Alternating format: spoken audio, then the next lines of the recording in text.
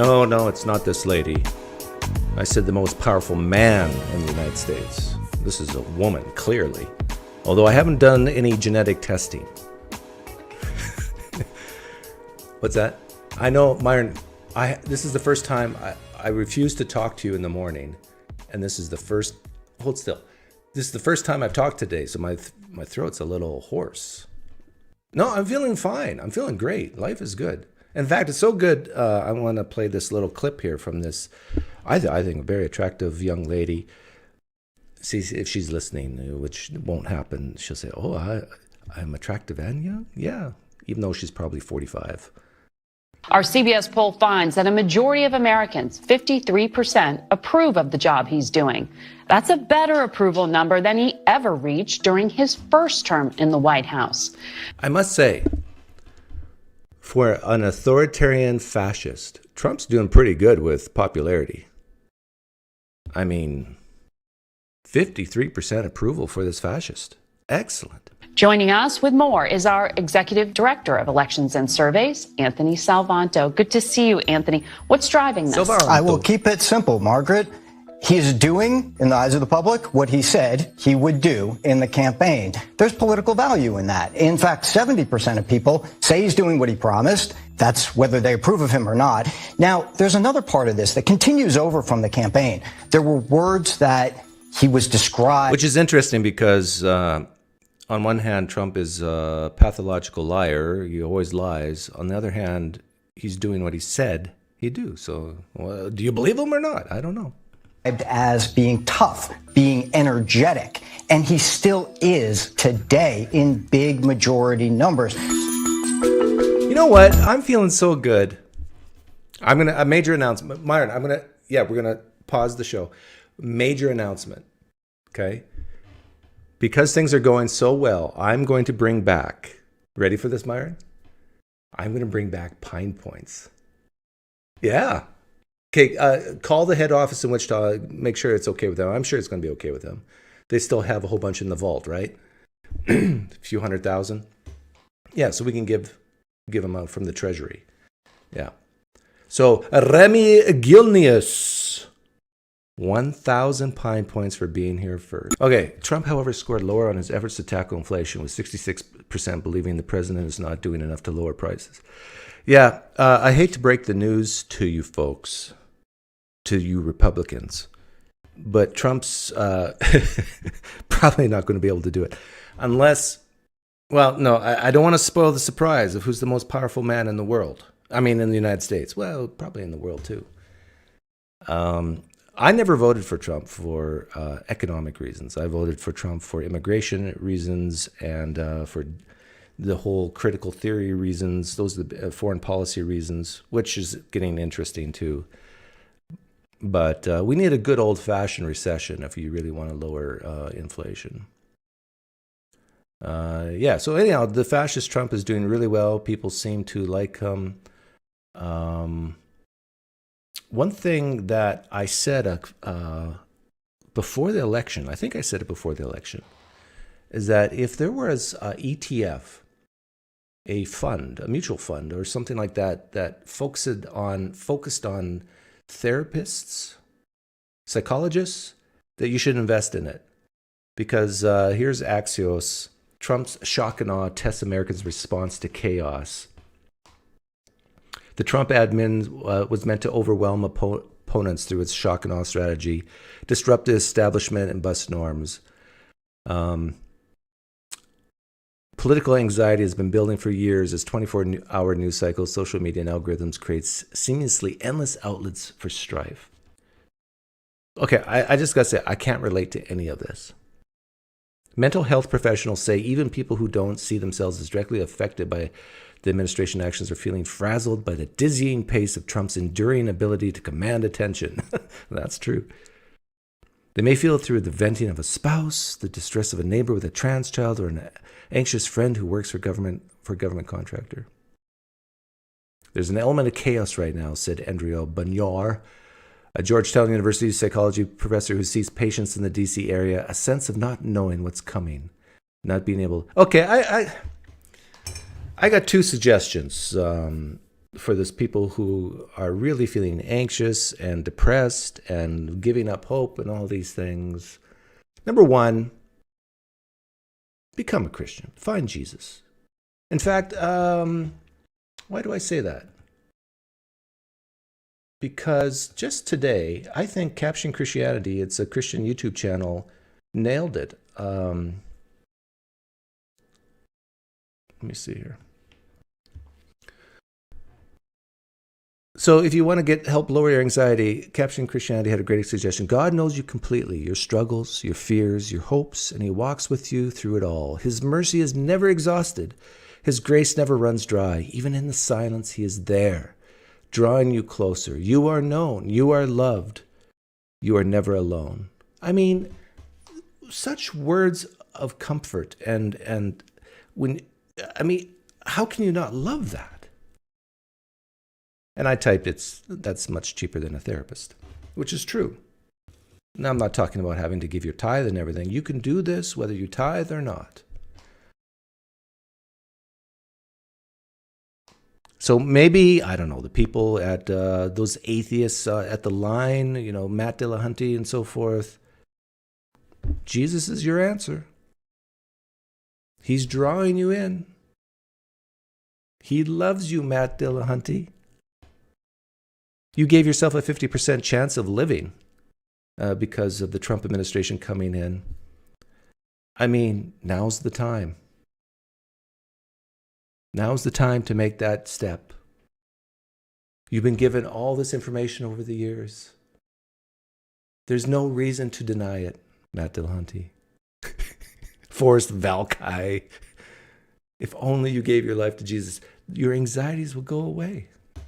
Yeah, so I thought that was, that's one piece of advice. Another piece of advice, if you don't want to go the Christian route, is just expect the worst. Set your expectations as low as you can. So if you're really anxious about Trump, if you're really upset and just the world's going the bad way, this is going to shock you a little bit, but just pretend you're going to die tomorrow. And then when you don't die, you're going, whoa, I haven't died yet. Just pretend World War III is going to start tomorrow. And then when it doesn't, you go, oh, okay, we lived another day. Okay, so place your guesses who I am saying is the most powerful man in the U.S. I saw a few guesses here. And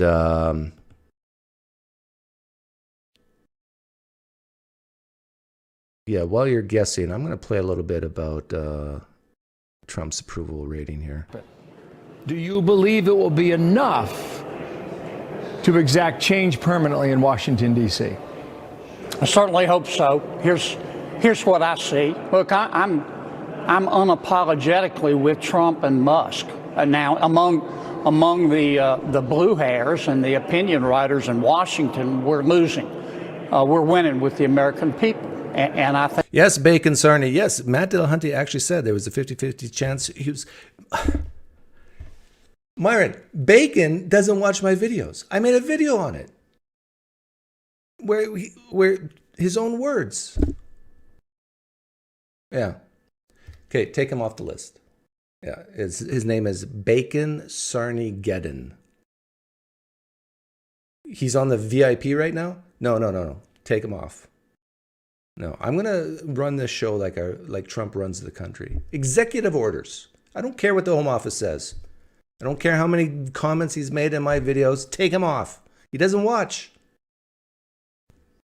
I think, Bill and Dana, the big picture should not go unnoticed. Okay, what's the deal with people being so terrified about Elon Musk? I think it just has to do with him being a billionaire, him taking over Twitter. By the way, Twitter, a lot of people predicted would go bankrupt. It's still around, 3 years later? Okay, Elon Musk has your social security number. He knows your mother's maiden name. What's he going to do? You think he's going to steal from you? He still doesn't know your first pet's name, so you're fine.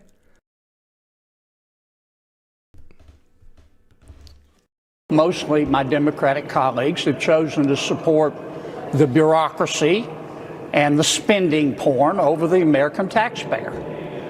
These are the same folks who chose to support illegal immigration over the rule of law, who chose to support teachers' unions over schools and kids, who chose to support criminals. Yeah, once government spending is sort of like taking heroin.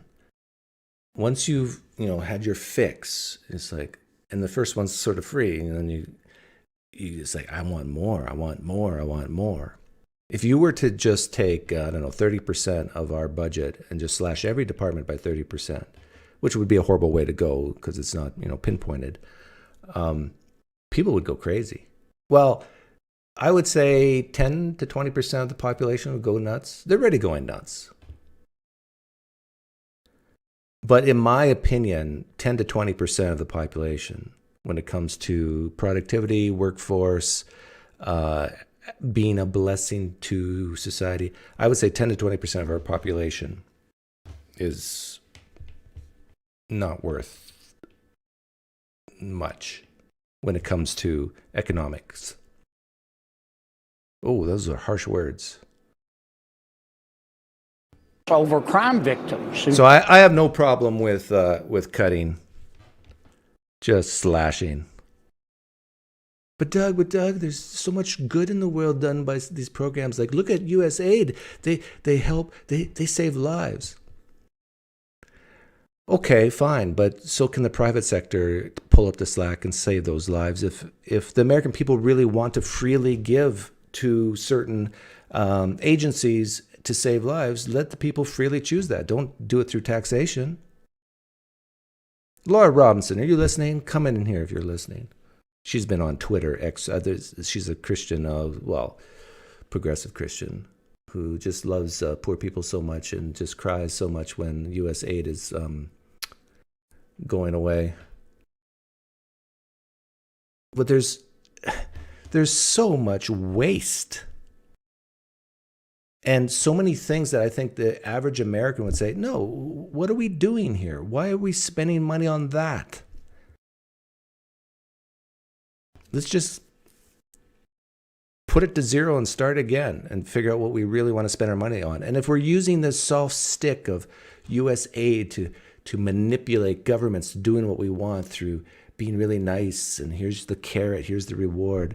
Like, you know how much terrible things the United States has done in the world? Whether it's through the military or this soft approach, I would say, let's lean towards just staying out of it. Just staying, let governments take care of themselves in other countries.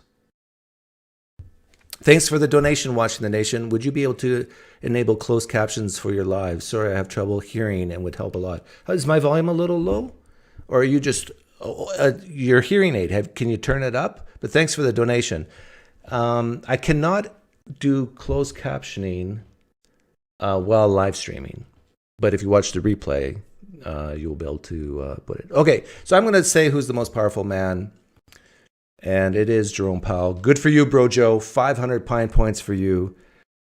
Jerome Powell and other Federal Reserve chairmen like him over the years have been responsible for both the good and the bad in this country.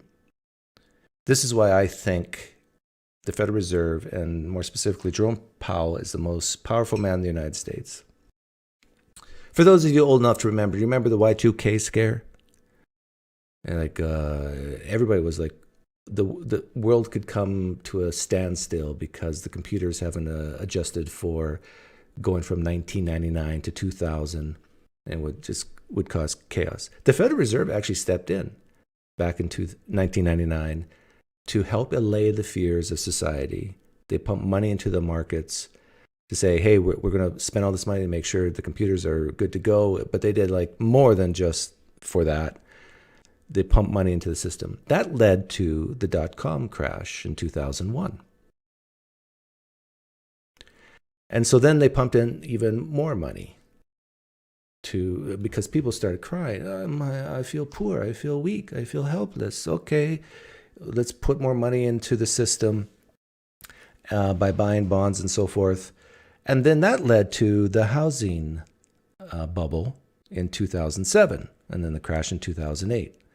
And then what did the Federal Reserve do? We're here to save the day. And so they put more money into this economic system and helped politicians save these terrible big banks and that sort of thing. And then COVID hit in 2020. And what did the Federal Reserve do? Said, we're here to save the day. And they pumped in trillions of dollars into the system. And of course, Biden and Trump both were guilty of putting in more money into the system through budgets. And that's why we have inflation today. But when you hear someone say, look at the good job Obama did, look at the good job Biden did economically, look at the good job Bush did, or whatever, your knee-jerk reaction should be, no, it wasn't them. It was this guy and guys like him. They're the reason the economy was saved from the precipice, not the presidents. So I follow Jerome Powell very closely since he's the most powerful man in the United States. And when I do my work, I always cite him and so forth.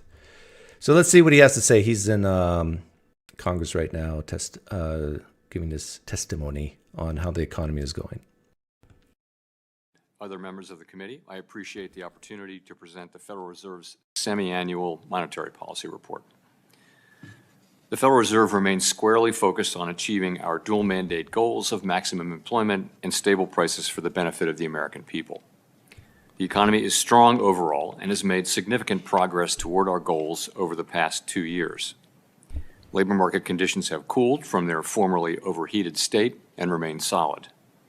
Inflation has moved much closer to our 2% longer-run goal, though it remains somewhat elevated. We are attentive to the risks on both sides of our mandate. I will review the current economic situation before turning to monetary policy. Recent indicators suggest that economic activity has continued to expand at a solid pace. GDP rose 2.5% in 2024, bolstered by resilient consumer spending. Investment in equipment and intangibles appears to have declined in the fourth quarter, but was solid for the year overall. Following weakness in the middle of last year, activity in the housing sector seems to have stabilized. In the labor market, conditions remain solid and appear to have stabilized. Payroll job gains averaged 189,000 per month over the past 4 months. Following earlier increases, the unemployment rate has been steady now since the middle of last year, and at 4% in January remains low. Nominal wage growth has eased over the past year, and the jobs-to-workers gap has narrowed. Overall, a wide set of indicators suggests that conditions in the labor market are broadly in balance. The labor market is not a source of significant inflationary pressures. The strong labor market conditions in recent years have helped narrow long-standing disparities in employment and earnings across demographic groups. Inflation has eased significantly over the past 2 years, but remains somewhat elevated relative to our 2% longer-term goal. Yeah, it's roughly at 3% right now. And one thing that people don't realize that inflation is it's not that easy to gauge because there's so many ways to gauge it.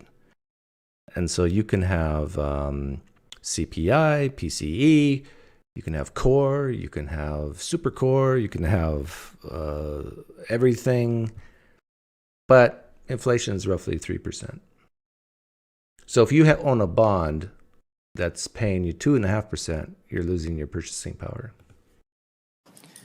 PCE prices rose 2.6% over the 12 months ending in December, and excluding the volatile food and energy categories, core PCE prices rose 2.8%. Longer-term inflation expectations appear to remain well anchored, as reflected in a broad range of surveys of households, businesses, and forecasters, as well as See, Bacon in the live stream chat is upset that we took him off the VIP list. He's saying this is boring. But the most powerful men in the universe usually are the boring ones. So you still got to pay attention, Bacon. Like, there'll be a test after. Measures from financial markets. Our monetary policy actions are guided by our dual mandate to promote maximum employment and stable prices for the American people.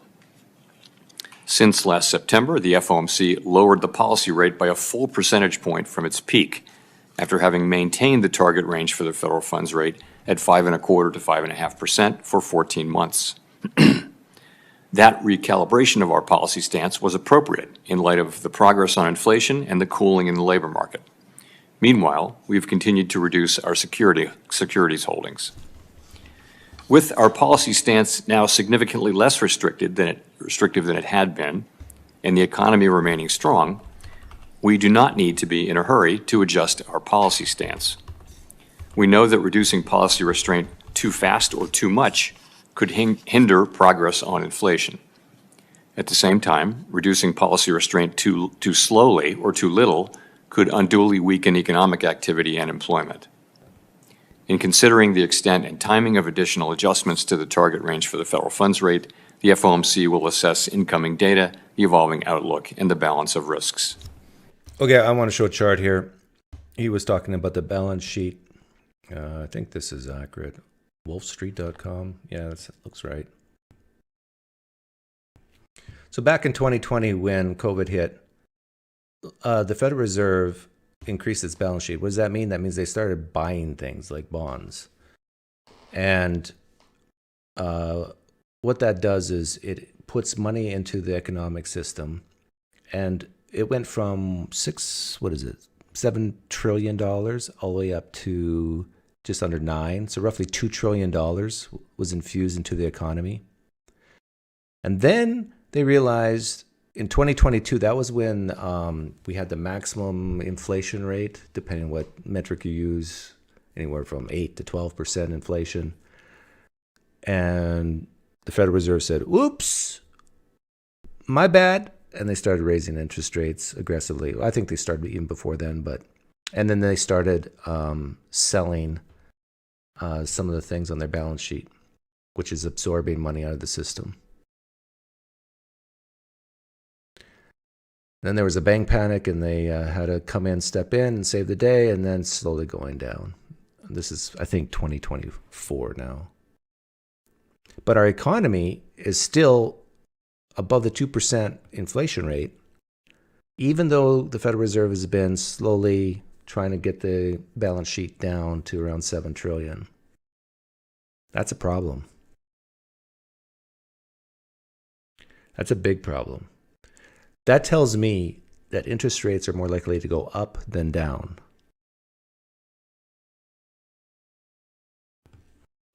As the economy evolves, we will adjust our policy stance in a manner that best promotes our maximum employment and price stability goals.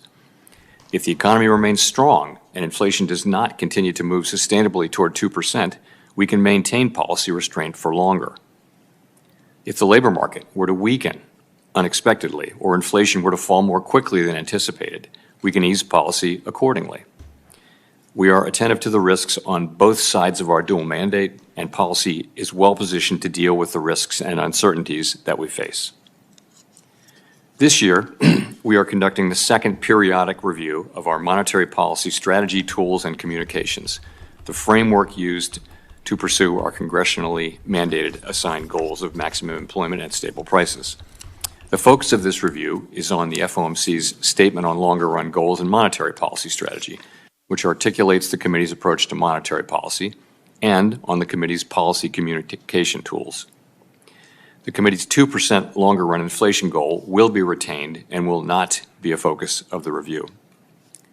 Our review will include outreach and public events involving a wide range of parties, including Fed Listens events around the country. And Brojo asked a great question. Why not target 0% inflation instead of 2%? It's because you don't want to risk deflation, so you want to give yourself a buffer, a wiggle room. A research conference in May. We will take on board lessons of the past 5 years and adapt our approach where appropriate to best serve the American people to whom we are. But in this case, Brojo's saying, well, don't we want deflation? Don't we want lower prices? Yes. But the thing is, this is the problem with the Federal Reserve. It sets up a system where you're damned if you do and you're damned if you don't. If you want lower prices, you basically have to hope for a recession or a depression. Or what the Federal Reserve strategy here is to try to get inflation down to 2% and then hope the economy catches up in about 5 years. So the prices won't actually come down, but people will be wealthier and say, oh, okay, I can afford $20 eggs. But if you actually want prices to go down like pretty quickly within 12 months, yeah, you're going to have to pray for a recession or a depression. So when Trump said things like, I'm going to drop the price of electricity by half, I'm going to drop the price of eggs, or whatever he said, I voted for Trump, but in my mind, I'm going, nah. I can take the good and the bad with Trump. I didn't believe him there. But when he said, I'm going to, seal up that border as best we can, I'm going to deport people, that I believed. And he did it. Are accountable. We intend to wrap up the review by late summer. Let me conclude by emphasizing that at the Fed, we'll do everything we can to achieve our dual mandate goals that Congress has set for monetary policy. We remain committed to supporting maximum employment, bringing inflation sustainably to our 2% goal, and keeping longer-term inflation expectations well anchored. Our success in delivering on these goals matters to all Americans. We understand that our actions affect communities, families, and businesses across the country. Everything we do is in service to our public mission. Thank you. I look forward to your questions. Okay, so even though this is boring for most people, he usually keeps it short, and I appreciate that about him. I think Ben Bernanke kept things, well, he was a little bit longer. Thank you, Chairman Powell. Certainly your words and your actions have a global impact. You have the opportunity and responsibility of leading this country in the right direction economically, and I thank you for your commitment to having a conversation with all of us about how you do that well. You and I had a conversation yesterday. Some of it was frustrating, some of it was illuminating, but in the end, my goal is to make sure that the American people, and specifically those working paycheck to paycheck, have more opportunities to succeed, not fewer. You have said that the Fed is not against innovation, and banks are perfectly able to serve crypto customers as long as they understand and can manage the risks. Yet you have admitted that the threshold has been a little higher for banks engaging in crypto activities. Effectively shut down I want to hear from Pocahontas. CFPB. No more cop on the beat looking out for a family of 4 in South Carolina facing an illegal foreclosure. No more cop on the beat looking out for your grandma whose bank account has just been taken over by a scammer. No more cop on the beat looking out for people getting ripped off by giant credit card companies that are charging illegal junk fees. It also means that the CFPB is no longer doing one of its most important jobs, examining big banks to root out illegal conduct before it happens, or at least stop it before more people get hurt. Chair Powell, if the CFPB isn't on the job right now, then who is administering JP Morgan or Wells Fargo's consumer compliance exams to ensure that they are following the law? Senator, I believe that, and you would know, that Dodd-Frank moved all authority for examinations in the consumer space to the CFPB. We still have some jurisdiction. We'll talk about that in a sec. But the answer to my question, please. If the CFPB is not there examining these giant banks to make sure they are following the laws on not cheating consumers, who is doing that job? I can say no other federal regulator. No one, in other words. So thanks to co-president Musk and CFPB acting director vote, Wall Street banks no longer have to show the bank examiners that they're not illegally opening accounts people didn't ask for, like happened with Wells Fargo, or charging illegal junk fees like the Bank of America did. So, okay, this is, if you've never watched Federal Reserve testimony in front of Congress before, this is very typical, where politicians will use the opportunity to basically make their political points with the Federal Reserve chairman just sitting there. And then he'll usually say something like, that is not our mandate to do the X, Y, and Z, blah, blah, blah. But CFPB has jurisdiction only on banks that have more than 10 CFPB is the Consumer Financial Protection Bureau. billion in assets. So what's happening in thousands of community banks all around the country, those that have less than $10 billion in assets? So Chair Powell, as you know, the Fed oversees consumer compliance for state member banks that have less than $10 billion in assets. Has the Fed suspended consumer compliance exams for those smaller banks, or is the Fed still on the job to make sure that those smaller banks are following consumer financial laws? Still on the job, business as usual. All right. By forcing the CFPB not to do its job, President Trump, Elon Musk, and the author of Project 2025, Russ Vought, are giving... I need to make some scary music whenever Project 2025 is uttered. Dun, dun, dun. Wall Street banks an unlimited get-out-of-jail-free card so they can cheat working families, even while community banks continue to play by the rules. You know, for any Americans who have money deposited at JP Morgan or Wells Fargo or any other of the giant banks, they should now know that there is no one on the job to make sure that those banks are not scamming you.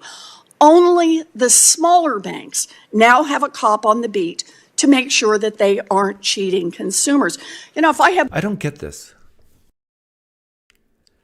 I don't get this whole idea of banks cheating consumers. I mean, I tend to be a type of guy that it's on you if you get cheated. Like, shame on you. I guess some people just don't have a very good BS detector. They don't have a good scam detector. And I guess that comes with age. When I was young, I think I was scammed once or twice by people wanting to do work for me and then they didn't. But for the most part, here's some advice to the younglings listening. Assume every phone call you receive, every email you get, and every letter you get in the mail is a scam trying to get your money. That's the default position. So you have to, everything you get in the mail is a scam. Everything you get in an email is a scam. Just assume that. When you go to the bank, like, do your due diligence first. It's on you. If it's a small pilly bank owned by a used car salesman and you willingly put your money in there and then they scam you somehow, that's on you. This is the difference between left and right. The left will look at you and say, you're too stupid to do this. So we need to protect you from the bad guys. The right says, no, you're not stupid. Just do a little due diligence and you'll be fine. And assume PineCreek Doug's default position. In one of those giant banks, I might think about going to a smaller bank where the protection, at least right now, is a whole lot better. Now, at the same time that the CFPB is under attack, the Fed is buckling to pressure from Wall Street to erase other safeguards for the too big to fail banks. During the first Trump administration, under your leadership, the Fed weakened the big bank stress tests, including by giving the big banks some of the answers to the test in advance.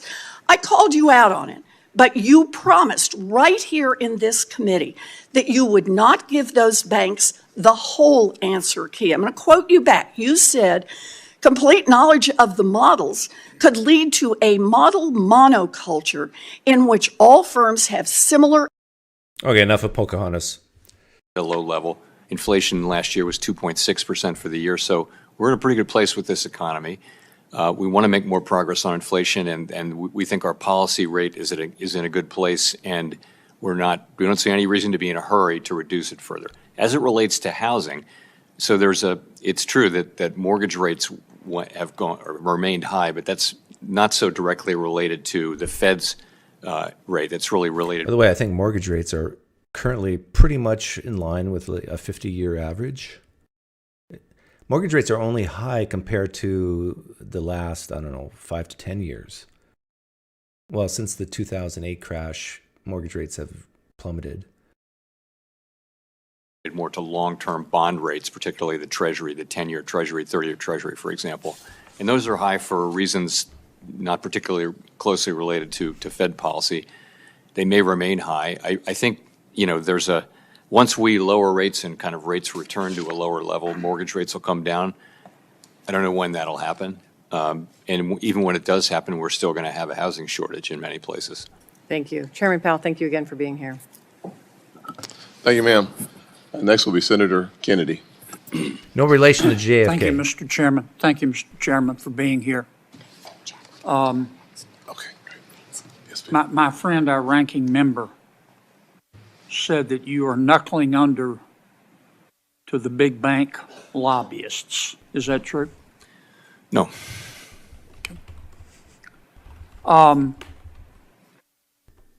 It seems to me that the big picture should not go unnoticed.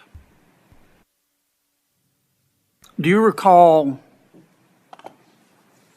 a year or two ago when inflation was raging? I think its peak was about 9%. Many economists and other experts, based in part on history, said that you were going to have to provoke high unemployment and put our country into a recession in order to get inflation down. Do you recall that? Very, very well. Are we in a recession? We are not. Would you, as an American, trade places right now with Germany in terms of the economy? No, I sure wouldn't. How about China? No, wouldn't trade places. How about France? No, thanks. Things aren't perfect. Inflation's obviously still sticky, and long rates are too high, which I want to stinky? Talk about in a second. But the fact is, knock on wood, we have experienced a soft landing, haven't we? Not for me to say, really. I'll let others. Well, have we experienced a hard landing? No, we sure haven't. Are we in a recession? No, we're not. I call that a soft landing. And it seems to me that you and some of the ladies and gentlemen who are your colleagues at the Federal Reserve behind you deserve some credit for that. Thank you. So I don't know why you don't take the credit. Everybody else in Washington, D.C. does. Because I'm a humble man. I'm not saying things are perfect, but I never imagined that our landing could be this soft.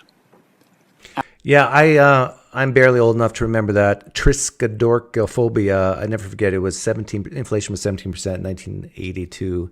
Actually, interesting fun fact, the reason why my name is Douglas is because I was named after a banker. When inflation rates, actually, hang on. That was prior. That was in the late 60s, early 70s. 1970. I was named after a banker because my dad almost went bankrupt and a banker helped him. Back in those days, bankers would look people in the eye and gauge whether or not to make a loan or not.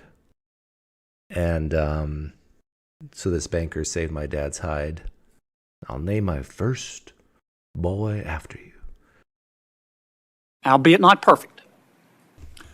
And I wanted to thank you and your colleagues for that effort.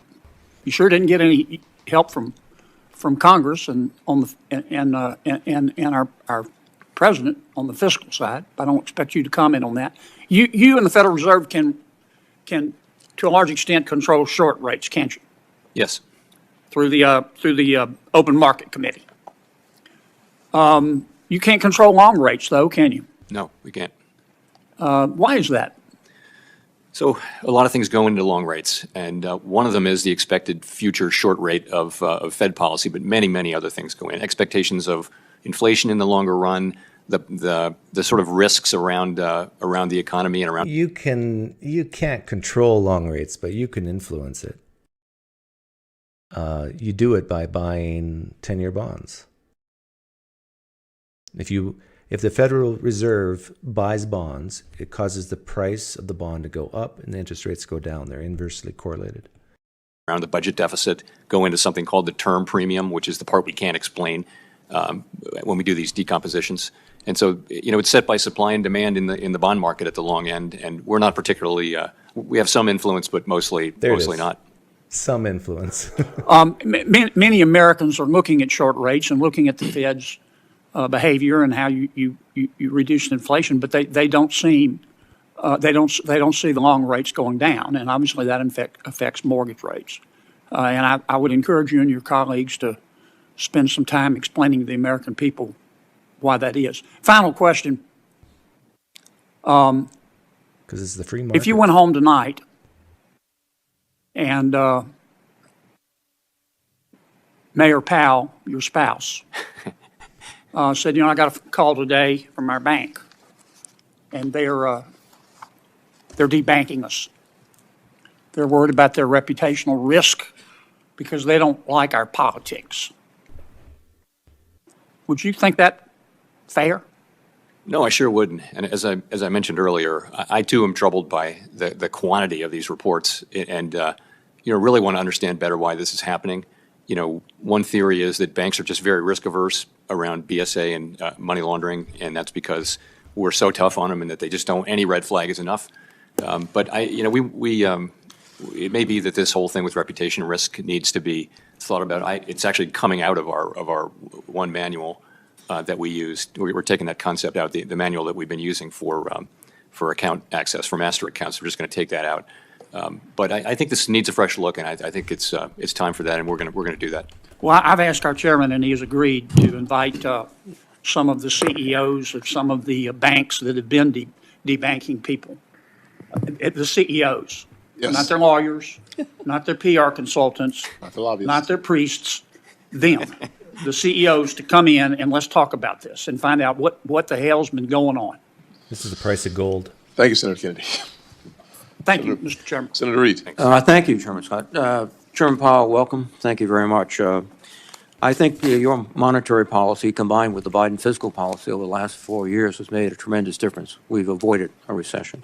And I'd like to remind people how far we've come. In 2020, the gross domestic product. Yeah, there's this idea, this is going to be a little controversial, but there's this idea that you got to avoid recession at all costs. And I disagree with that. I think you have to let the normal business cycle run its course. It's like what happened in California with the forest fire. You got to let sometimes small fires kill the dead wood.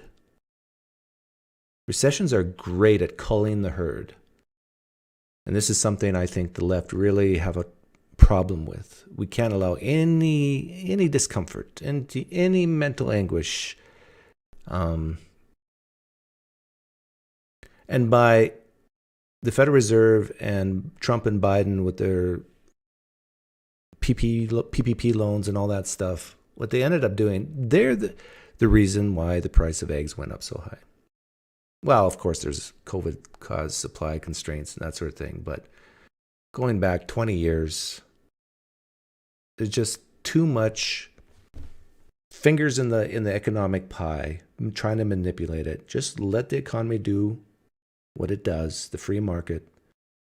And if some people experience pain and suffering, feed them. Let the private sector feed them, help them. Product decreased 2.2%. The unemployment rate finished the year at 6.7%. By 2024, gross domestic product grew 2.5%. The unemployment rate was 4.1%. That's right. Labor force participation rate went up from 61% to 62.5%. Yeah, it was even better for the prime age people, but that's right. And that's a combination of your work together with the fiscal policy of the Biden administration. So I thank you for that. One of the issues before us today is the issue of tariffs. In July 2018 testimony, you stated, Mr. Chairman, countries that have remained open to trade, that have not erected barriers, including tariffs, have grown faster and had higher incomes. Do you still believe that?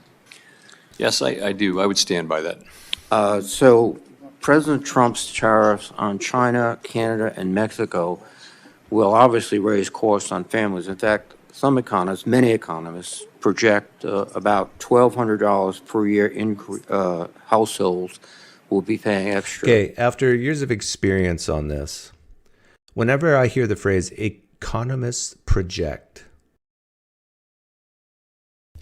my confidence in that goes,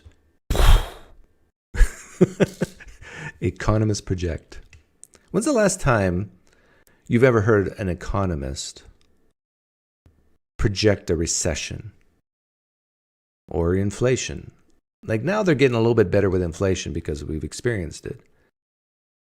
But you guys remember inflation is transitory? Remember that phrase? And then, oops, with the economists and the Federal Reserve thought it was transitory, but they were wrong.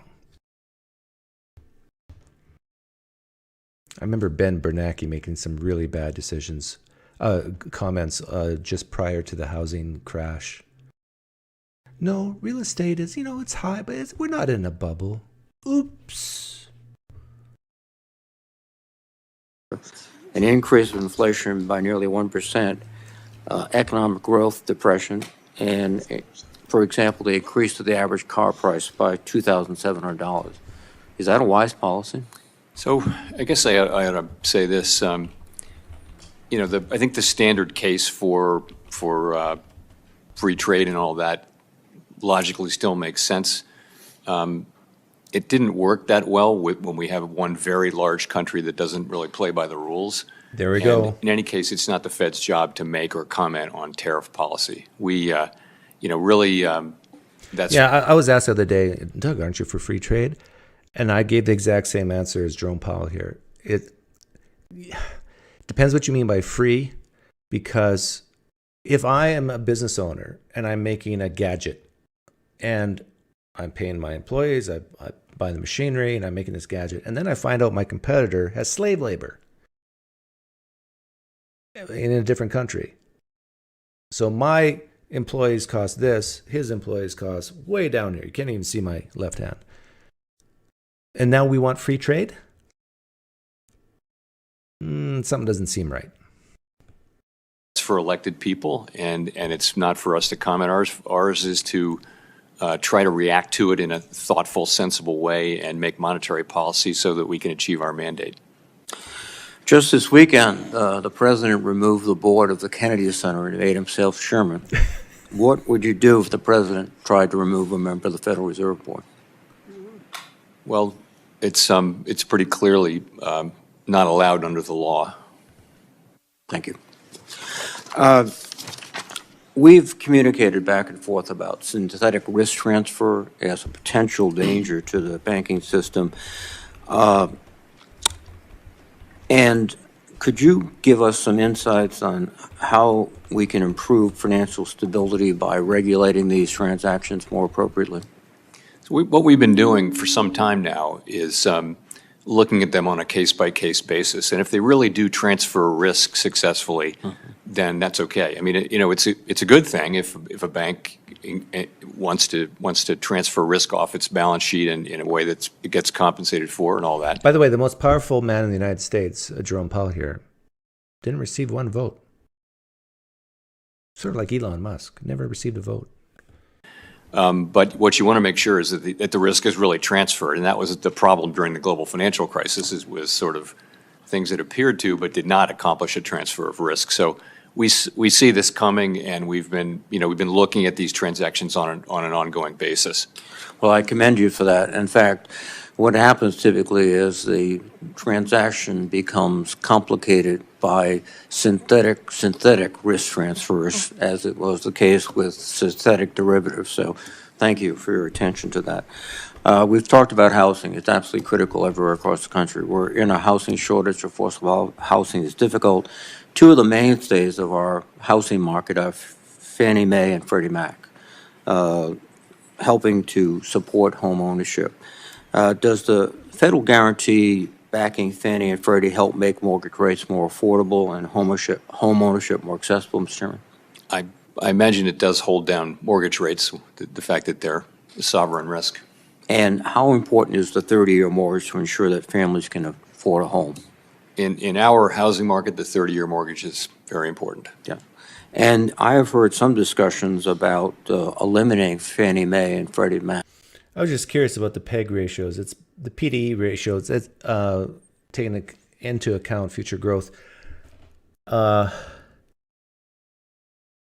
son is saving a lot of money, and my daughter as well. And they go, "Dad, should we go in the stock market?" I said, "No, not yet." Why not? Because the chart's like this. Now, COVID caused a very small number of a small figure of earnings, so it's kind of distorted here in 2020. When you have major shocks, all ratios go to crap. But so ignore this huge blip here in the middle because of COVID and just look at this PEG ratio. Just view it as whether or not something is undervalued, overvalued. The stock market right now is historically grossly overvalued.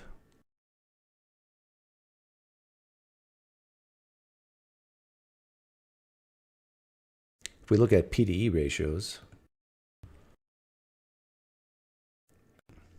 let's see if I have that here, which just looks at historical earnings.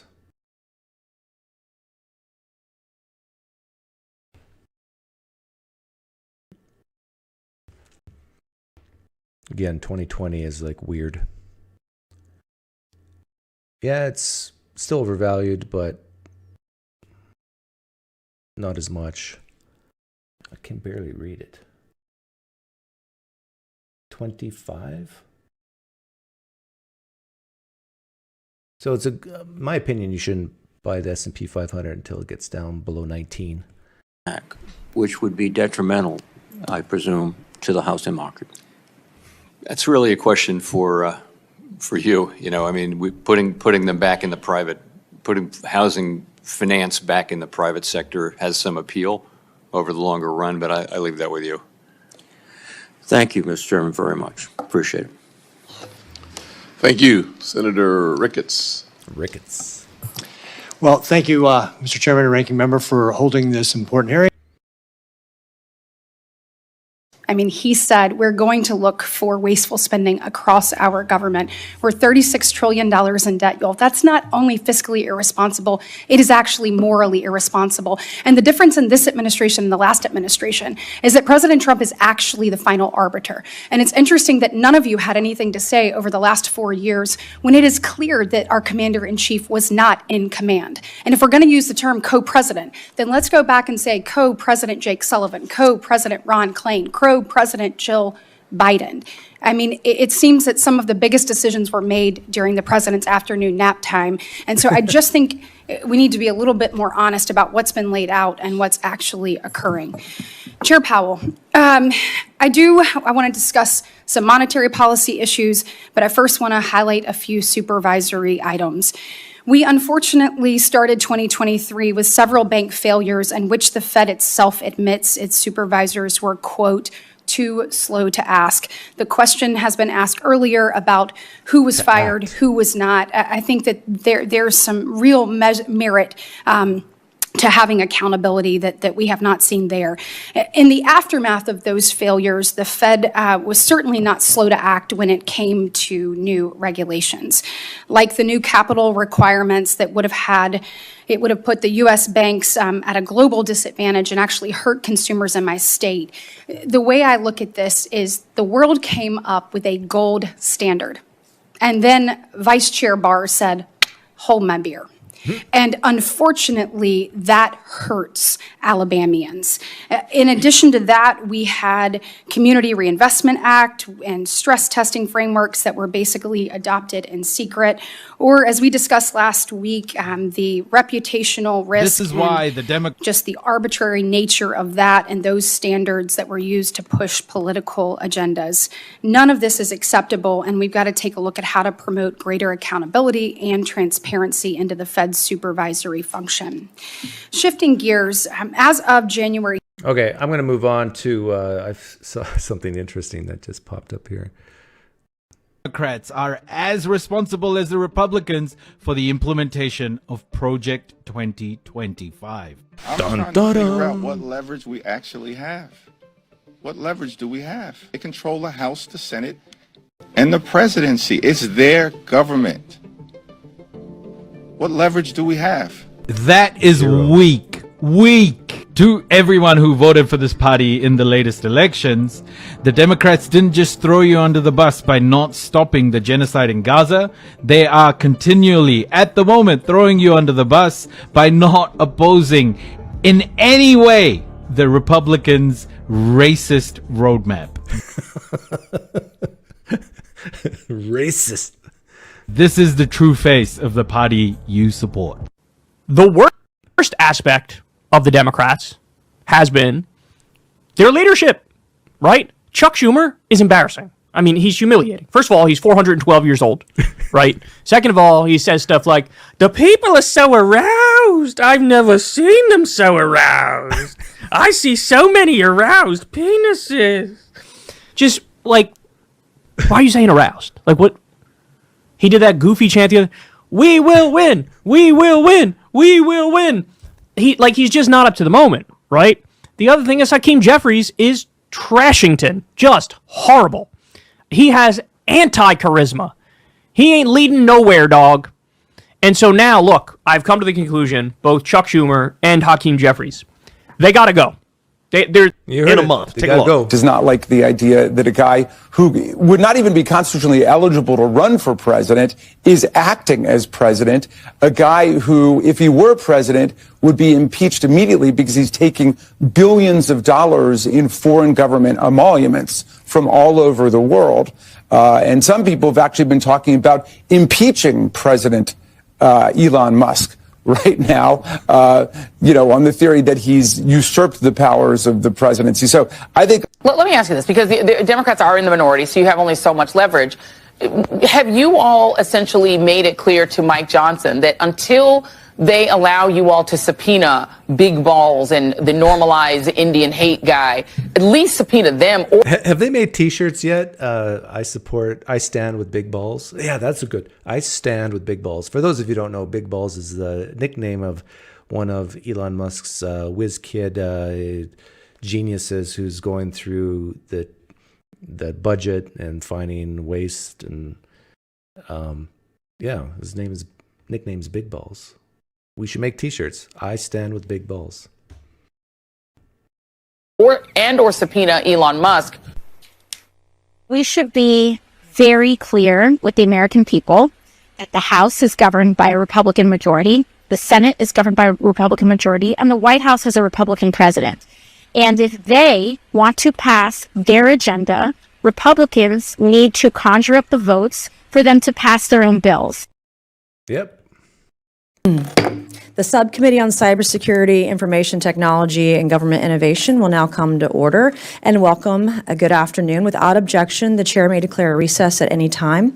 I recognize myself for the purpose of making an opening statement. Good afternoon.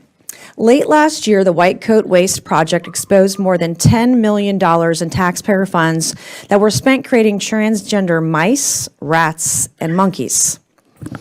These DEI grants funded painful and deadly transgender experiments that forced lab animals to undergo invasive surgeries and hormone therapies at universities across the country. For example, the Biden-Harris administration spent $2.5 million taxpayer dollars, $2.5 million taxpayer dollars to study the fertility of transgender mice. Let that sink in. We spent over $2 million studying the fertility of transgender mice. $1.1 million was spent to find out if female rats receiving testosterone therapies to mimic transgender men were more likely to overdose on a party drug, commonly used in the LGBTQ community to induce drug-fueled what's called, quote, chemsex. I asked my staff what was chemsex and the chemical, and I guess it's something called GHB, which is a date rape drug, and also a drug that's used recreationally. So we if there's any Democrats listening, but they're not listening because they're too scared to listen to things they don't like to hear. Do you support $2.5 million of taxpayer money to do this type of research and to try to make mice into trans or something?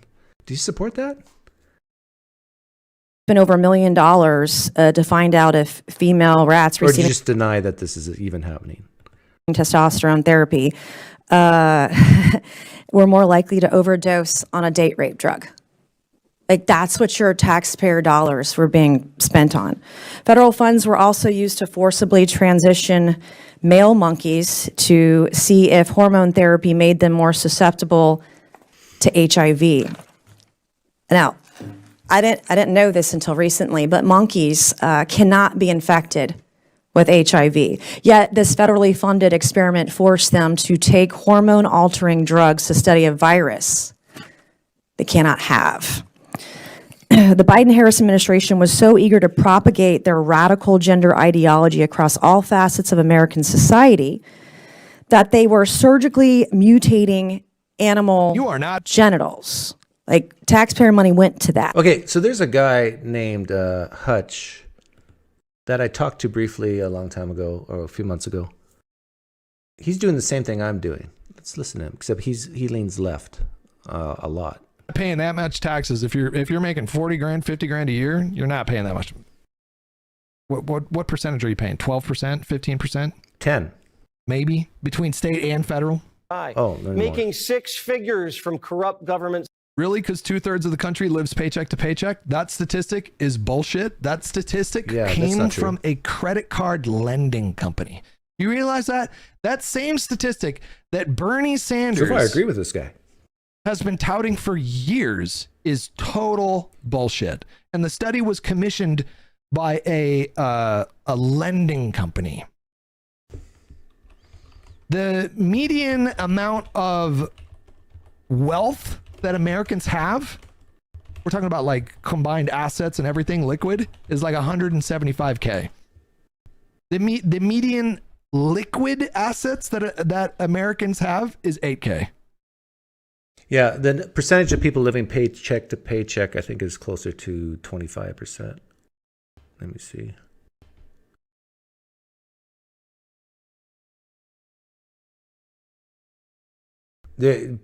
I don't think anybody really knows.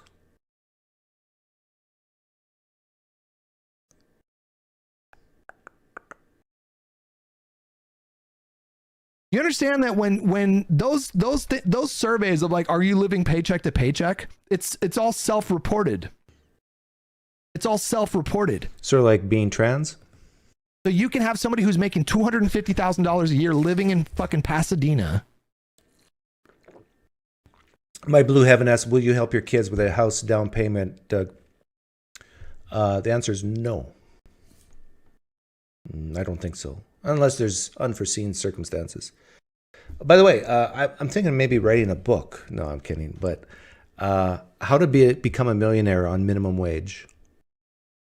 Wouldn't that be a catchy title for a book? How to become a millionaire making minimum wage income.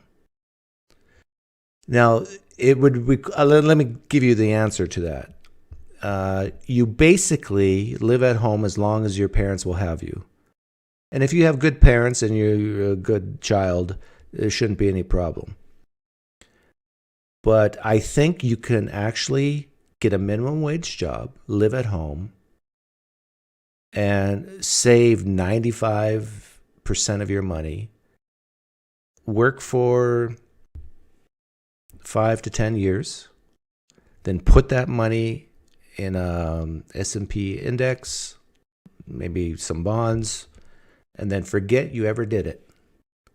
And then when you wake up at the age of 65, you should have over $1 million. And then while you're working and saving, while living at home, you're gaining skills. So you might not have this college degree that will get you a lot of money up front, but you will have no debt. And you could make $1 million minimum wage in the United States. If you get free room and board at home. And you do some chores at home to, you don't make a mess and that sort of thing. Who's paying, multiple thousands of dollars into a PineCreek, you have a Dunning-Kruger on the housing issue, and I'm a landlord. What are we talking about? Did I talk about housing? Do you think single-family zoning is good for the housing market? Is so conservative his brain fell out. Debate me on wealth distribution. Okay, the link's right here. Skeptical of everything. The link is right there. All you have to do is click on it. 401k every month and they have money to vacation and stuff, they will tell pollsters, yeah, I'm living paycheck to paycheck. Speaking of libertarianism, this is an amazing article. Worth a stream read. It's just simply not true. Most people don't have an emergency saving fund, 8K no shot. It's just simply not true. You can look it up. Like, what is the median amount of liquid assets Americans have? That statistic is bullshit. The what was it, like somebody said like 50% of people don't have $600 for an emergency is complete bullshit. What I'm reading here is roughly 28% of Americans across all 4 generations currently have less than 1,000 in personal savings. But everybody else, like, majority of Americans own homes. That's wealth. And a majority of Americans for sure have liquid assets. They are not living paycheck to paycheck. It's a bullshit statistic. America is a very prosperous country. Yeah, well, it depends on your definition of, if it's true that what I said earlier, that 25% of Americans live paycheck to paycheck. What this guy is saying is, yeah, that's no biggie, no big deal. The vast majority are not living paycheck to paycheck. But a lot of people would say, well, 25% is still pretty high. Subsidies to fluff up their resumes. The jig's up. And the country's rejoicing. That isn't to say that people don't fall through the cracks. That isn't to say that we can do more to make sure that people aren't suffering from the toxic stress of poverty. I'm not saying that. I'm just saying these statistics that we've been running with in the progressive fear of the internet, everybody's living paycheck to paycheck. It's bullshit. We need to stop saying that because it's just not true. Over the weekend, as the Dems were melting. Paycheck to paycheck, yeah. It could also mean you're just bad with money. Like if you're making $150,000, I don't care what. Well, okay. If you're living in Beverly Hills, that's one thing. But basically, if this guy I think, leans more right than he's aware of. If you make $150,000 a year and you're living paycheck to paycheck, you're bad with money. I tend to agree with that. He's giving exceptions, like if you live in New York or Beverly Hills or whatever, or if you have 10 kids. But on average, no. If you're living paycheck to paycheck and you're making $150,000 a year, get rid of that new car, for goodness sake. Why are you living in a 4,000 square foot mansion, for goodness sake? Why are you buying your 3 kids new $1,000 iPhones every year? If you're making $150K and you're living in California, I mean, California is an expensive state to live in, but if you're making $150K, you're doing just fine. Okay? If you're living paycheck to paycheck, making $150K in California, you are living beyond your means. No, my blue heaven, my adult children do not pay rent. I pay for their food and shelter. This is why I want to maybe write that book, How to Become a Millionaire on Minimum Wage.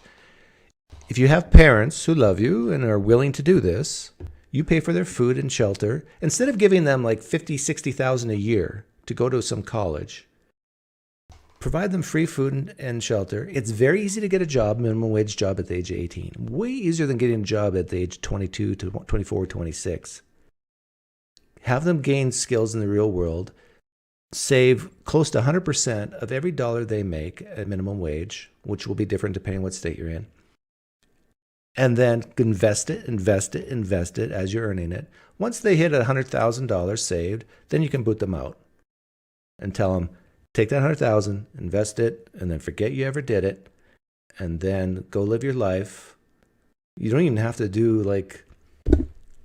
you can do anything you want. Just let that $100,000 accrue at 8% or roughly for 40, 50 years. And then by the time you get to retirement, you'll be a millionaire. Based on that minimum wage investing and saving. It's not because your rent is so high and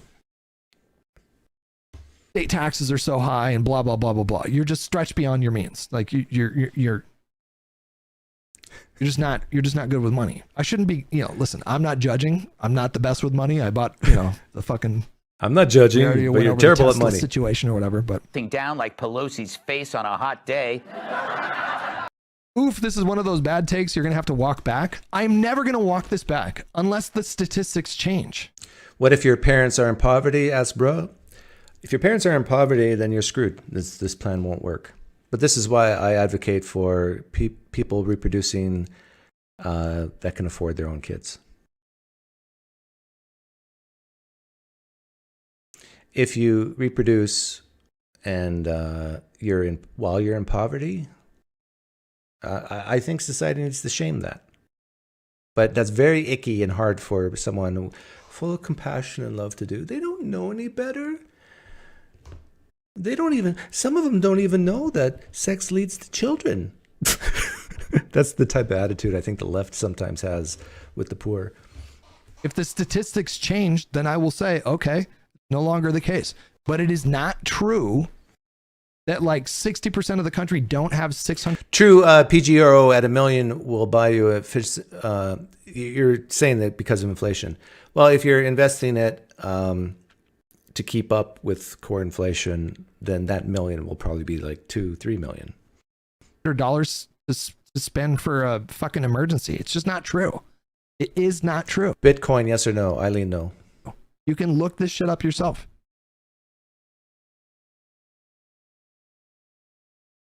No, I did say 8K. That's the median amount of liquid assets that the average American household has. We're not talking about individuals, 8K? We're talking about households.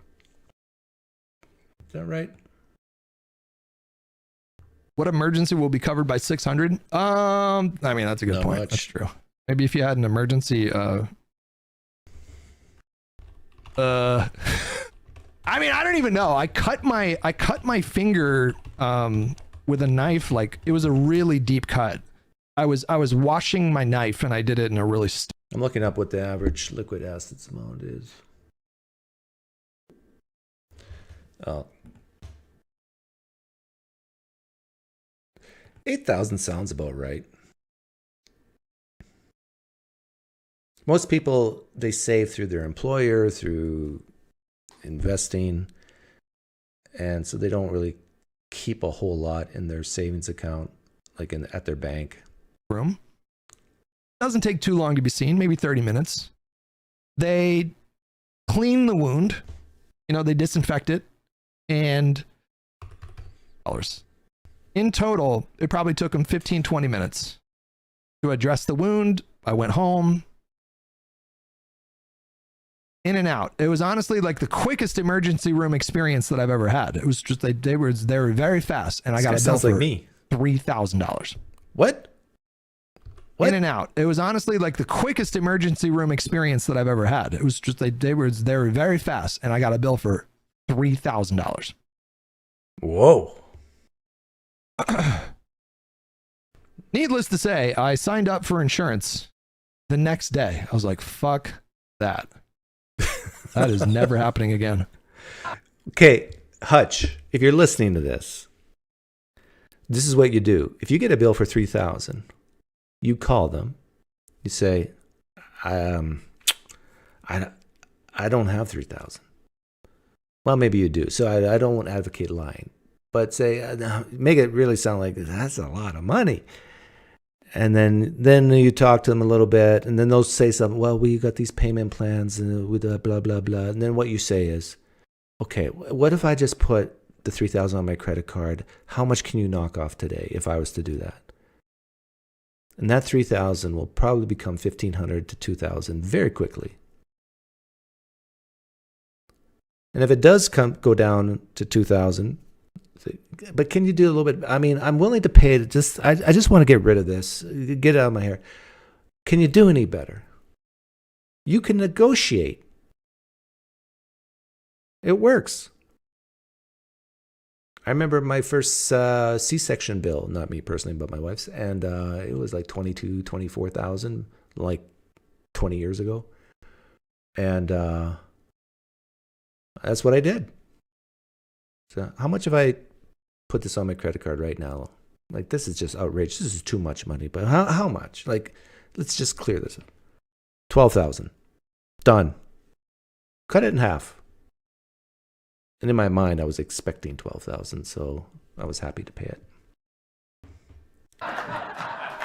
Trump speaks to Putin, makes plans for Iran, and announces that he's the new chairman of the Kennedy Center for the Performing Arts. The Kennedy Center is funded by us, of course. I did not have insurance, no. How much would it have been with insurance? Not that. It might have been... it might have been like $400 or $500. I'm guessing. Maybe not even. I'm not sure. Even if you have insurance and you go to the emergency room, you're typically going to pay more out of pocket, you know? Yeah, my son cut his chin when he was a kid, and he needed stitches, and so we took him to emergency. I think it was $1,000. Stupid. Absolutely stupid. I almost got a needle and started up my lighter, and so I'll do it myself. That's the cost of emergency services, but it wouldn't have been even close to $3,000. As usual, has become a bastion of left-wing causes, including drag queen shows for kids. It's like MSNBC opened up a theater where Sam Brinton and Admiral Levine had boxed seats. Trump even signed an EO designating February 9th as Gulf of America. I love how the modern conservative project, like, so much of it hinges on and is rooted in just being cruel. Just being cruel. Oh, come on. I'm gonna message that Hutch. can only last so long in the culture, guys. It can only last so long. Like, they're experiencing their sort of zenith right now of like anti-woke libs of TikTok. Fuck, Trump is president. Wokeism is rejected. They're at their zenith right now. But this shit is gonna get, like, I feel like the culture is gonna shift. I watched it shift with respect to gay people in this country. I watched that shit shift. I grew up in the 80s and 90s. Back then, it was a commonly held belief that homosexuals had a mental... By not charging them rent, you're sort of helping them with the down payment. Yeah, okay, if that's how you want to view it, I agree. But they aren't learning what it's like to live on their own, which has benefits. Well, I'll tell you what. I think my kids are learning... I agree with you. They're not learning how to live alone or on their own. But what they are learning by working, they're learning a ton on how to interact with other employees at their workplace. Got a caller? Which is very valuable. We'll see if Hutch responds here. Disorder. As an act of terror. So ask yourself, which side is more useful? The one which is stuck in an era they just can't get out of? Or the other one? No one in the media or the left can comprehend the USAID scandal because they never had to. They never had to be official. Not a scandal. I have yet to see a single scandalous piece of information emerge from anything. Scandal is subjective. It's relative. He's basically saying that type of money wasted on these types of things is a scandal. That Doge has touched. What scandal are we talking about here? Jesus Christ. Make a profit or prevent loss. They think they're scoring points by defending the funding of Politico while hurricane victims get kicked out of hotels. The Dems today are living in a worldview so narrow they can't imagine anything beyond identity. They're like a junkie who can't see the life beyond junk, beyond the Yes, I support H-1B. gifted themselves. But the rest of us get I'm sure it can be made better. Trump and not Swift. Maybe she should write a breakup song about that. Poor Taylor didn't deserve all those boos. So what if she didn't support Trump?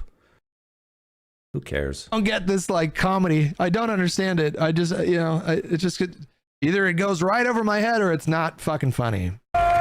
Tonight's guest, he's got many gifts like talent, wisdom, and that leather thong I sent him. Host of the Guy Benson Show, Guy Benson. Oh, on their live stream chat says Republican comedy is the worst. Well, what's interesting is the people who lean left, per se, the comedians, kind of say what Republicans say. New York Times bestselling author, comedian, and former NWA world champion. Bro, have you seen this guy video of this guy wrestling? He used to be a professional wrestler or whatever. It's so bad. He's like run. Yeah, okay. Does anybody want to call in? Doesn't seem Hutch saw my tag. Maybe all this text is from his Twitch TV. And he's not even paying attention to the YouTube. I would agree that kicking 18-year-olds out doesn't set them up good. Doesn't set them up well. Well, people make better decisions at 24 years and up. Yeah, of course. Every year you get older, the wiser you become. When I'm 54, when I look back at my 40s, I know way more than I knew in my 40s, or have way more experience in life than in my 40s. 40s compared to 30s, 30s compared to 20s, 20s compared to 15. When you're 20 years old and you look back, if you're 20 years old and you look back when you were 15, you think, oh, I was an idiot. When you're 30 and you look back when you're 20 and say, I made so many mistakes.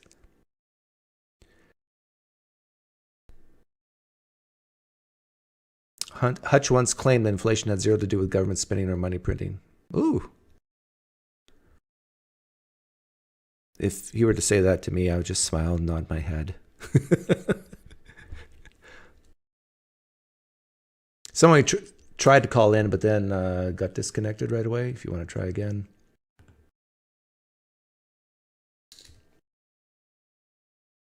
But I must say, our fascist leader, Donald Trump, is very popular. He's doing well. I mean, out of all the authoritarian fascist leaders out there, seems like Trump's the best one.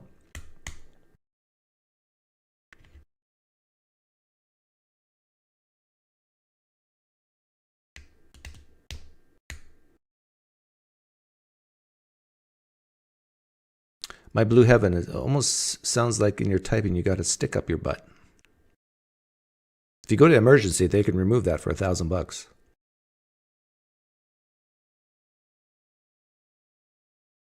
Skeptical of everything. You said you loved me, but you don't want to come in and talk.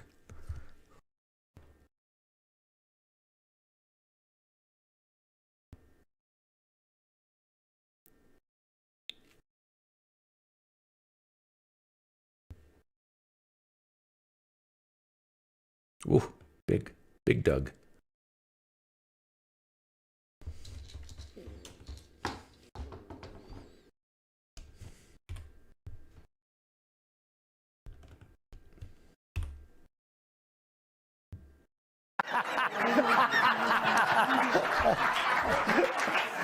I don't know. Maybe that joke was always back there waiting to come out. Listen, man, conservatives are just not. They're just not funny, except for Dave Chappelle. No. Okay, Hutch, you got to say this. Conservatives are not funny, but they're still a heck of a lot more funny than lesbians, okay? Is he a conservative? He's kind of a conservative now, right? I don't know what the fuck he is. Is he? This conservative's not funny. Is he conservative?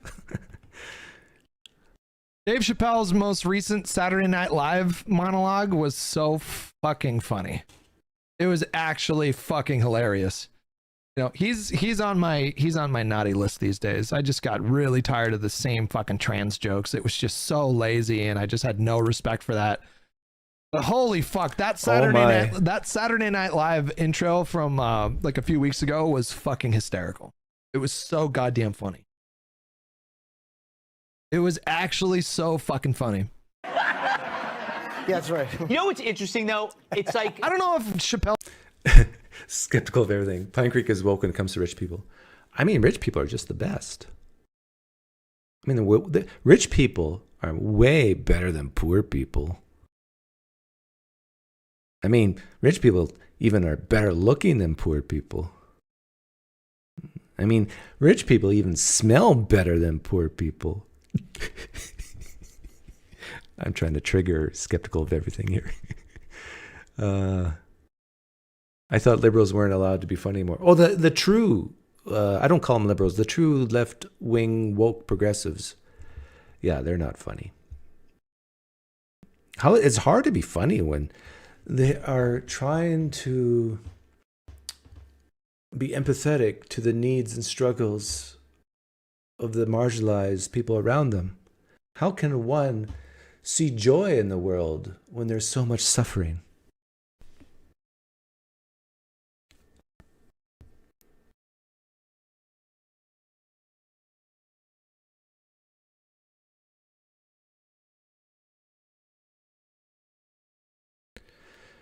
We have the best wages on earth, and minimum wage is not supposed to be a living wage. Correct.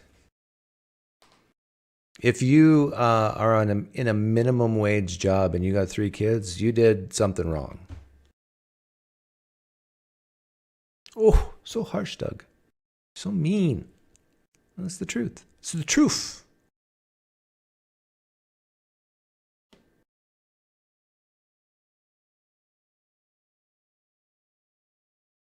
Conservatives won't look at the cost of living versus wages.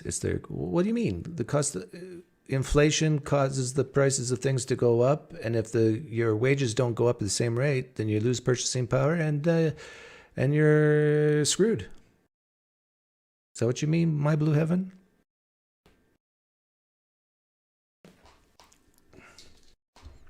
If your wages go up like this, and the prices of stuff goes up like that, then ooh, and then you can't afford much. That's just science.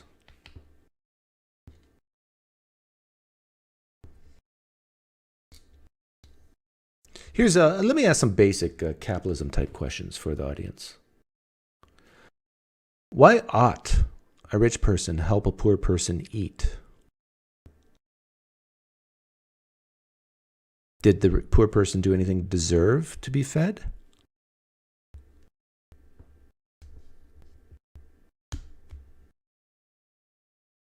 These are like, take a knife, stick it in type question. Of course, you're going to answer something like, well, because that's the nice thing to do. It's the empathetic thing to do. But did they deserve it? Well, they're a human. They deserve it. You deserve things just for merely being a human? Look at the graph over the last 60 years, Doug. It will shock you. Okay, I'm shocked. You want to tell me which graph you want me to look at and be shocked? America has doubled the median wages in Europe. We have nothing to complain about in wages. We are spoiled.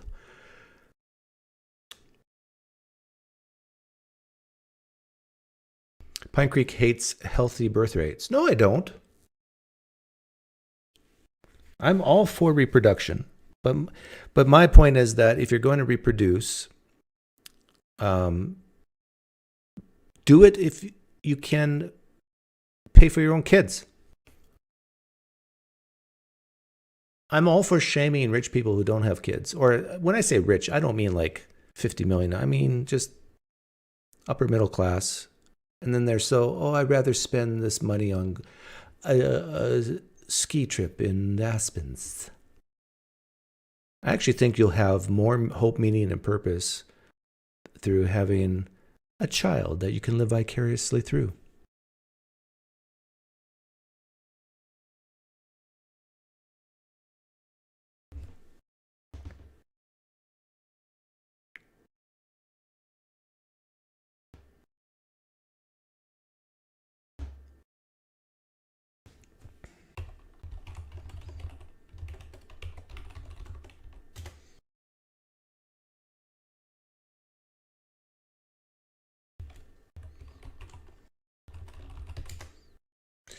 I think the goal in life should be to be independent from the government.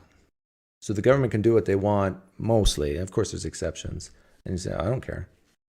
I mean, I don't need you. I don't need the government. Yeah, interstates are fun. Yeah, I like a good, strong military. But other stuff, no. Don't need you. Just stay out of my way, please.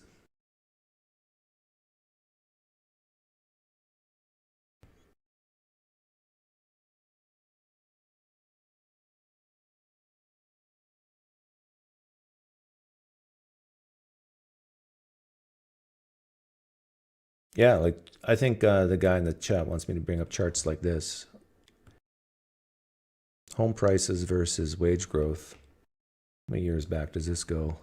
1970, so that's 50 some years, 54 years, 55 years.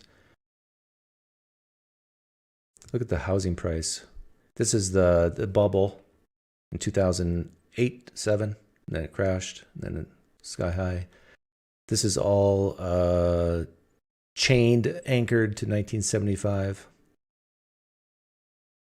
Yeah, good luck with your kids affording a house nowadays. This is why I'm saying, if you want your kids to be successful nowadays in the United States, get them working as soon as possible and saving as soon as possible.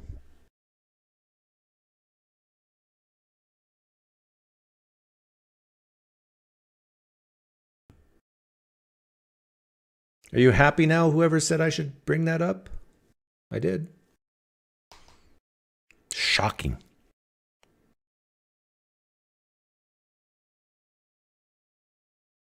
Many believe that if you have excess resources, it's simply the right thing to do. Helping others, especially with something as basic food, reflects compassion, humanity, lots of reasons, Doug. Okay, thank you, MMA freaks. So the question was, why ought someone with money give money to some food and shelter, clothing, or whatever, to someone without it? That's because it's compassion, it's humanity. Would you then admit that that's a gift and that they did nothing to earn it or deserve it? It's very hard for someone left to admit that. That if someone is given food because they're poor, hungry, whatever, it's very hard for the left to admit that they've done nothing to deserve it. That it's charity, it's a gift. Where I'm going with this is that this whole idea of demanding things of people. PineCreek, believe we should abolish Social Security, screw those old people? No, I don't. I'm not for abandoning, getting rid of Social Security.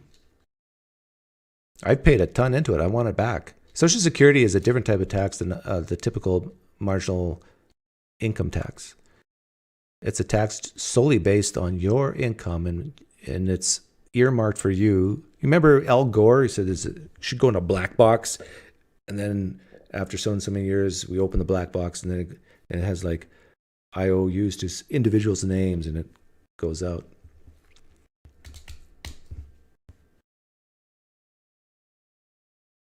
Doug, you skipped my other reasons above.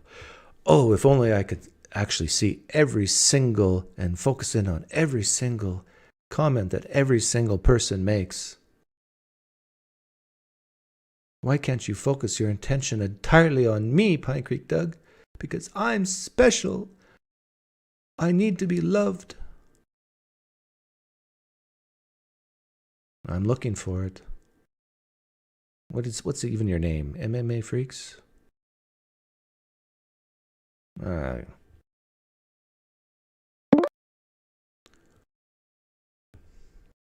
Oh, this is the guy who tried to call in earlier.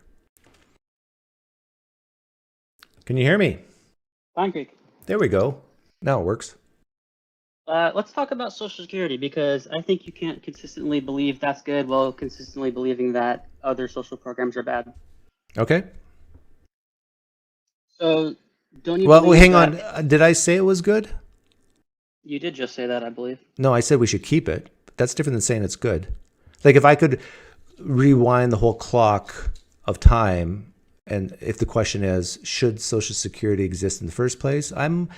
I could be convinced otherwise, but I would lean no. But since we've had it for how many years? Close to 100. Should we abolish it? Well, this is people's money that they paid in that's earmarked for them. So we could abolish it, but then repay all the money that people put into it. Right. So shouldn't we do that? Because isn't it just a Ponzi scheme from your perspective? Yeah, we should maybe. If I could have all my money back that I paid into it, I'd be okay with that. Right. So how are you going to feel when you have a bunch of old people dying on the street? Is that going to be good for your society? Why do you think a bunch of old people would die on the street because of that? Well, they're going to lose all their income. They'll lose their income from Social Security. So how do you get to they will all die on the street, or many of them will die on the street? I'm pretty sure like 60% of seniors rely on that income for basic necessities. Okay, let's assume that income goes away. Why do you think they're going to die? Because they're already living on the edge of poverty, and they'll have to rely on family they a lot of times don't even have anymore. What I'm trying to get you to do is think out of the box. So pretend you're a robot and you don't care whether they live or die. What am I getting at? Why do you how could it be that they would still live and exist and be fed and clothed and all these things without Social Security? Think outside the box. Well, they wouldn't live. I need you to think. Imagine a case where they did, and I'm asking you to try to explain how is it that they lived? By the skin of their teeth. You seriously can't think of a way that someone could survive and live without Social Security? Like they have. Doug, how would you survive if I took away your house and your income? Yeah, you would survive, but you wouldn't like it, would you? Okay, I'll tell you. Since you have a hard time thinking out of the box, here's what I would do. Let's say I'm a poor person living off of $1,200 a month in Social Security, and that's taken away. I'd go, oh, I'm in trouble. Right, and you're disabled. And say you're disabled too. Okay, so I take my wheelchair and I roll it. You know where the first place I'd go is? No. You're too disabled to move your wheelchair. You have Parkinson's. Okay. Then so you're basically setting it up to where I can't do anything. Can I think? Yeah. No, you're disabled. You're old and disabled. Can I You're make a dying. phone call? No, you're too old for that. You don't know how to use a phone. Okay, then yeah, you're right. Then I'm dead.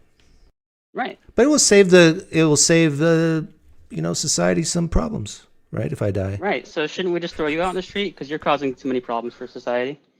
Yeah, bullet to the back of the head probably is the best way. Okay, Doug, let's talk about immigration, because you seem to be very Hang anti-immigration. on. Can we finish this one first? Because I can see it on this point. I can see it. I think old people should all die. You're right. what I was getting at is people have this perception that only the government can perform this type of service, like feeding people. And my point is that there's charities, there's churches, there's other organizations that can do these sort of things. The only difference is... Where's all the atheists out there feeding homeless people? Oh, atheists are terrible at that. But so Right. the point I'm making is that it is better for people to freely give of their own money to help other people than the government doing it through forced taxation. Okay, now you want to talk about immigration? Yes. Okay. Because your position seems inconsistent, because I know you're a big anti-immigration guy. You're very happy about the deportations. False. Which is fine. I am not an anti-immigration guy. I'm for immigration. What makes you think I'm against immigration? Well, you're cheering on the deportation, so I guess you're against illegal immigration. Oh, is that right? You're getting there. Yeah, very good. Okay. Well, honestly, it's all the same. It's all the same crap. I think all immigration is bad. You do. Yeah. Okay. So why do you think we should import a bunch of cheap JavaScript coders from India? Tell me that. Why It's do not I? like a super hard skill that people can learn JavaScript by themselves.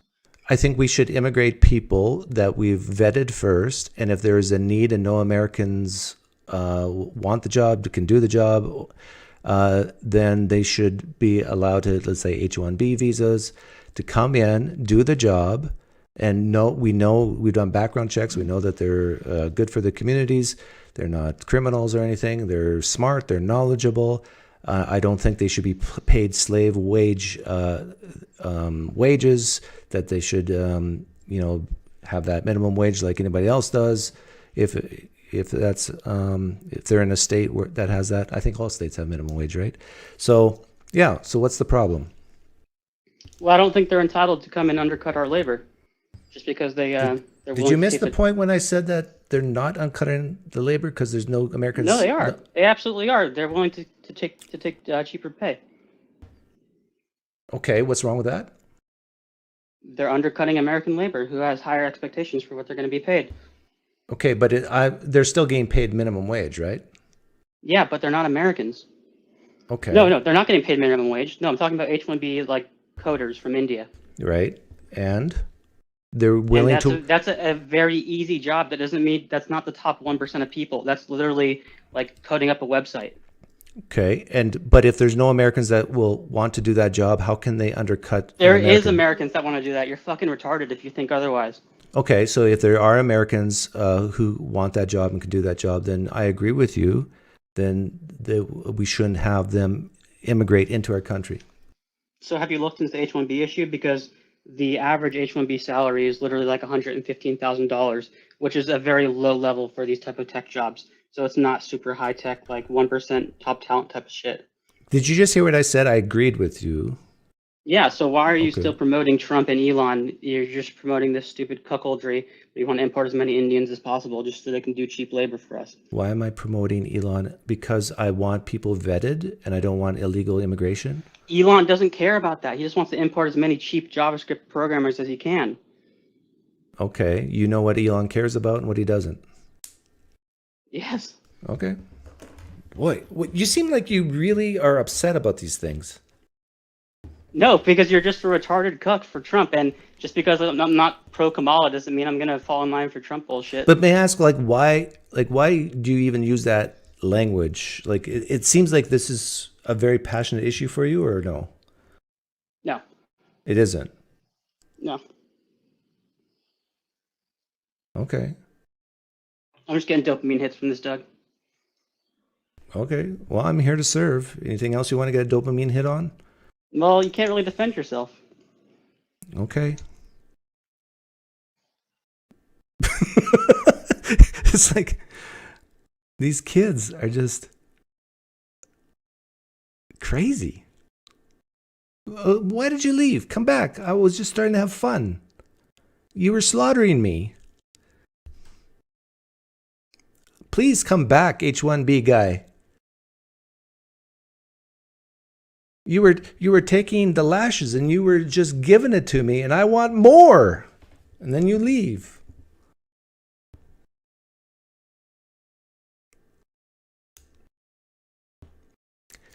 MMA Freaks, H-1B holder salary, 162 base, 25% base, cash bonus. That's pretty good. Jacob Smith says, I like how Doug doesn't show any emotion when angry little people call him names. Yeah, they think, I think they think that they have some type of power over me when they do that. I don't know. Or they just, I think he was telling the truth. He's just getting dopamine hits of doing stuff like that. But I'm here. I'm willing to give people more dopamine hits if they want it. Come beat up on me. My stance on immigration is pretty simple. I want immigration. I'm an immigrant. Oh, he comes back finally. Why did you leave? PineCreek. I'm sorry. I got too carried away. I got a dopamine overdose. That was awesome. Well, you know what? If you have how old are you? 19. Okay. You're too young to drink. I was going to say, if you have a beer in the fridge, go ahead and drink it, but... Yeah. I'm vaping a lot of cigarettes right now, so nicotine. You're out of high school, right? I'm a super senior. What does that mean? That you failed? Like oh, yeah, pretty much. Do you live at home? No, I'm in like a sort of halfway house. Oh, are you a criminal? No, I'm kind of a ward of the state. I was raised as a adoptee that got abandoned. Oh, I'm sorry to hear that. That's okay. No, it's not okay. I'm being sincere right now. That's horrible that it happened to you. I'm sorry. Well, I didn't think you were big on empathy, Doug. Well, you know what? I took an empathy test, a month ago, and I was flat average. I wasn't high on it, nor was I low on it. I would say I am pretty average on empathy, but what I'm really low at is sympathy. You know the difference? No, not really. So empathy is that, like, I can hear your backstory and all the horrible things that's happened to you, and I can cognitively and intellectually understand it and say what I said, like, that's terrible that it happened to you. Now, sympathy is more like the odds of me actually crying about it and really feeling it internally, that I'm really low on. And so oftentimes people get mad at me because they don't see me emote. And I'm just not built that way. Well, have you ever been diagnosed as a psychopath? No, I've taken a test on that too, and I'm not a psychopath. I'm Well, pretty that's much average. Doug, come on, that's a self-administered test. I think you should see a professional about this. Okay. Well, have you seen a professional on this? Yes, I have several issues that we can go over if you want. Are you a psychopath? No. Sociopath? No. Okay. What's your problems? DID. What does that mean? Dissociative identity disorder. Oh, you're trans? No. Or what is Never that? What does that mean? It's like multiple personalities. Oh, you're schizo. No, that's different. Oh. Well, I have I was diagnosed with NDD.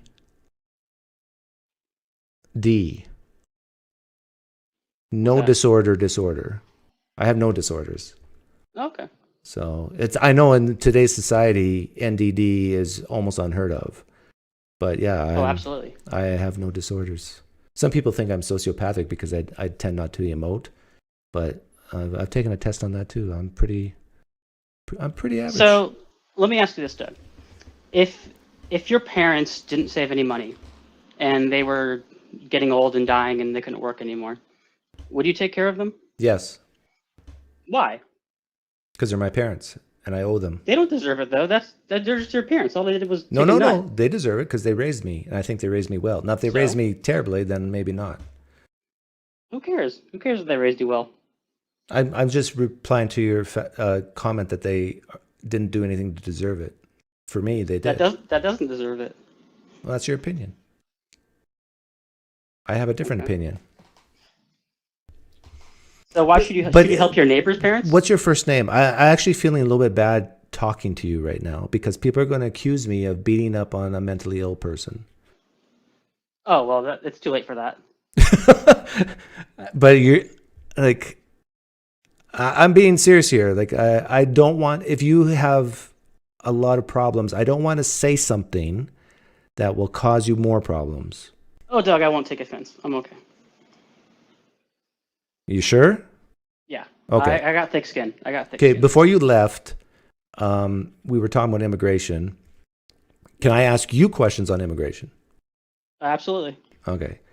Are you for people coming in, just whoever wants to come in from a different country, no background checks, they just let them in? Are you okay with that? No. Okay, so we're the same. Are you okay with people crossing the border at a non-port of entry? No. Okay, we're the same. Are you for preventing people from crossing at a non-port of entry? Yes. We're the same. Are you for having the best and the brightest people come into this country who are immigrants? No. Okay, that's where we're different. We found a difference. Okay, why do you think we shouldn't? Our goal shouldn't be Because the best and the brightest are subjective measures, which are often used to manipulate people into importing as many people as possible for cheap labor. Okay, very good. I actually agree with you that best and brightest is subjective and relative. So let's nail down on that. If we had two people at the border, do you take any stock in IQ tests? Not in this case, no. I really don't care what kind of Okay, how about stuff they have. skills? Like, it's important to have skills, right? I don't want anyone really. Okay, No. but we're talking about, we have two people at the border. One has a lot of skill and one has no skill or very little skill. Send them both back. Which one, and you had a choice, who to let in. You have to let one in. Which one are you going to let in? Well, obviously, I'd let in the guy with the skills. Right. So that's what I was getting with letting in the best and the brightest. It's we can shift that to skills, that we ought to target letting the best people in at, let's say, the job that we want them to do. Yeah, but this is a false dichotomy. You still haven't convinced me that we need to allow anybody in to begin with. Okay. How about there's certain jobs that are of high demand. We need people to come in, or we need people to do these jobs, and there just isn't enough people to do it. Yeah, Americans will do that if you for the right price. So, for example, berry picking, $100 an hour. I'll do that. You know what? I agree with you. That I've said the exact same thing. Instead of bringing in, the left seems like they just want cheap slave labor, right? Why Right. not? Why not have the prices of the wages go up, free market, and then I have a son who's 18. Maybe he'll want to pick cherries. Right. They'll make good money. What about birth rates, though? Like, Americans don't like to breed. Maybe we need. No, well, this is going to solve the birth rate problem, because now you'll be able to have a family of 10 if you're just working as a milkman. You know what? You're onto something. I am. Maybe we shouldn't allow any immigrants in. Thank you. Are you actually being serious with me? Because I'm being 100% serious with you. Well, if what you're saying is true, that there's enough Americans to do all these jobs and we really don't need immigrants, then I kind of lean towards your point of view. Yeah. Doug, this is how America was in the 50s. You used to be able to work as a milkman and support your entire family. Oh, but the 50s was the real golden age. We can't compare ourselves to then. Why not? We were just coming out of World War II and people were having babies like crazy. Right. Well, we can strive for that again, Doug. I mean, you look at Canada. I see Canada is where America is going to be in about 15 years, where it's overrun by Indians, and if you pay $10 million for a house, you really want USA to be like that? I like East Indians. I like them too. They're beautiful people, but they are gorgeous. obviously, yeah, but they're fucking up our labor market and the housing market. Well, again, Doesn't matter what race they are. I think that if there is a need for more labor and the U.S. citizenry is not providing it, then yeah, we should have immigrants, and I think that's the case. Yeah, but that's because you've demoralized people to the point where you're importing all these people, you demoralize them, you don't give them a chance, and then you just heap on more immigrants just to kind of. That's not like you're not an immigrant, right? No. Okay. I'm a 10th generation American. 10th? Yeah. Seriously? That would make. I'm just guessing. I don't know. Okay. We've been here since the 1800s. Okay. I'm an immigrant and I came in on a sponsorship visa. And what happened was, in order for me to get my green card, they had to take my position and advertise it for, I think it was 90 days. And if no American responded, then I would get the job. And guess what happened? Yeah, so- no American responded. Yeah, Doug, you understand that's an absolute smokescreen. The way that works is they post those ads and they hide them, they bury them so that Americans can't actually find them. That's bullshit. No, it was on like any type of posting. But the thing is, the type of job I was applying for was so unique and so niche that it was. No, Doug, that's a smokescreen. You think even if they got another application, they would have honestly considered it? No, they already picked you, and they're just doing this to fulfill the legal requirement. That's how it works. This is very common. You're not making me feel good. Yeah. You- This is how it works. I'm not special, is what you're saying? No, look into the Doug. Look into the Intel H-1B fraud. They have hired millions of low-level JavaScript coders just for nonsense. It's not. It's a total scam, dude. Well, the Americans can compete against these immigrants coming in, right? Yeah, but then you're undercutting our wages. And that's bad because then they can't afford houses and that sort of thing. Like, are you a free market guy? I'm a protectionist. Like, So- we're talking about immigrants here, but would you be against an American undercutting another American for labor? No, I'm free market within the nation, but I'm a protectionist when it comes to Okay. yeah. Yeah, see, and I tend to agree with you, the free market within the United States, but if you're importing, let's say, slave labor, and you're doing it under the books, you're hiding it, yeah, I'm against that. And if there are a lot of Americans who want that job, yeah, then I'm against importing immigrants then. So I'm with you there, but I don't think that's happening.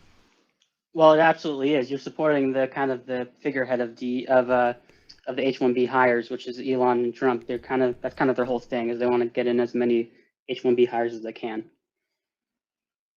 Okay. So you should reconsider your support for that. But obviously you don't want to, because you just want to own the trans, and that's your only political ideology currently. How do we go from immigration to trans? Because Doug, that's your entire motivation. You just want to own the My trans. entire And it's like- motivation. Yes. I've been live for like 2 hours, and I don't think I even talked about trans until now. Would you guess I'm pro-trans, Doug? Would I guess you're pro-trans? What do you mean by pro-trans? That you support everything they support, or what? Do you think I'm a trans activist? No, I don't think you are. Okay.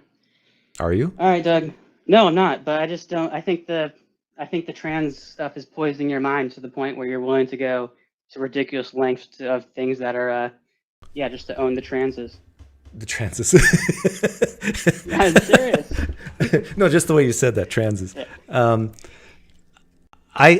I don't actually feel the need to talk about that much. I usually talk about it to bother people like the trans activists, because like you got a dopamine hit from me, I get a dopamine hit from them. But like we've won. There's no Trump made it through Title IX, no federal funding for people who have males competing in female sports. Surgeries, the tide's turning. Women's spaces, change rooms, prisons, the tide's turning. We've won. So the trans activists can just cry. I don't know if we won, because I'm pretty sure in 4 years from now they're just going to be undoing all these executive orders, and it's going to be the exact opposite shit. No, I don't think so, and here's why. Like, take the one issue of males and women's sports. 79% agreement in the country. 79% agreement. They're just bigots. The 79% are bigots? Okay. Yeah. All right, Doug. I'm gonna head out. It was Okay. Good talking to you, though. Yeah, good talking to you too. See, that ended up being kind of nice. He called me a retarded cuck or something like that. Ended up being kind of like, I think he likes me now. And he made some good points about the H-1B. I don't deny it. Maybe I need to change my position and say I don't support H-1B. I don't know.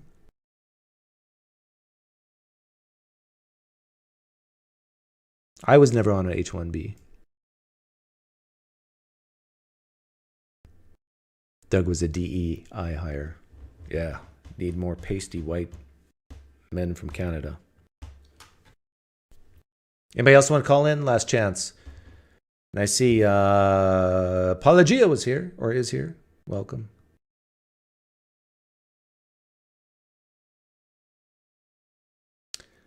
Stephen, have you found that by treating Trump supporters disrespectfully, you have persuaded them that Trump is a dangerous man who shouldn't be supported?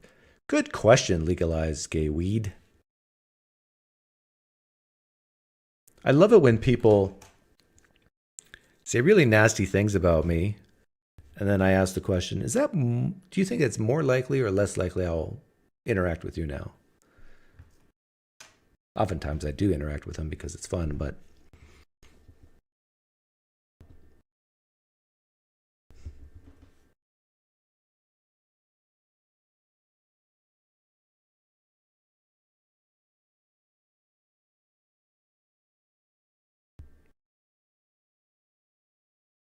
I forget the test I took, E.T. Trimble.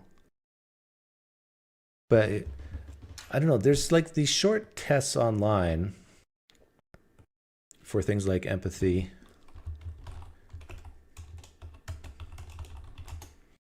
But I think I was right in what I said. I'm pretty average on empathy, but I'm really low on sympathy. Oh, here's a test right here. Let's see how fast I can take this test.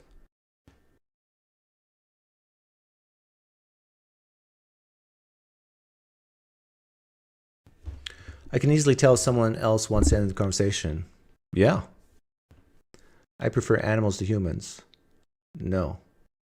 But slightly.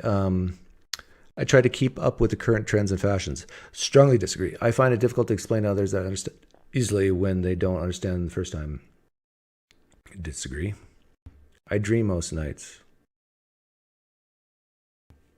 Slightly disagree. I really enjoy caring for others. Slightly disagree. I try to solve my own problems rather than discussing with others. Strongly agree. I find it hard to know what to do in a social system. Strongly disagree. I usually know what to do. I am at my best first thing in the morning. I slightly agree. People often tell me that I went too far in driving my point home in discussion. That was very true when I was younger, but not now. So what do I do with that? I guess it's now we're talking about. It doesn't bother me too much if I am late to meet a friend. That I strongly disagree. I'm one of those, white Protestant racist types who believes being on time is a good thing. Friendships and relationships are just too difficult, so I tend not to bother them. I slightly agree with that. They are very difficult, so I keep my close friends low. I would never break the law no matter how minor. Well, okay, we're talking about speeding, or we're talking about felony type laws. I'll say slightly agree. I often find it difficult to judge if something's rude or polite. No, I know when it's rude, but I oftentimes just don't care if it's rude. In a conversation, I tend to focus on my thoughts rather than on what my listener might be thinking. Again, this is very age dependent. I used to be that way, but I would say slightly disagree now. I prefer practical jokes to verbal humor. Ooh, that's a tough one. I think slightly disagree. Practical jokes takes way too much effort. I live life for today rather than the future. That's a tough one too. I slightly agree with that. That is slightly agree, right? Yeah. I think it's dangerous to think too much about the past or the future. You got to try to maybe 50% of the time think of the present, 25% of the future, 25% of the past. See, that's the left's problem, especially with stuff like systemic racism, that sort of thing. They're spending way too much time in the past and will hurt them. When I was a child, I enjoyed cutting up worms to see what would happen. No. I can pick up quickly if someone says one thing but means another. Yeah. I tend to have very strong opinions about morality.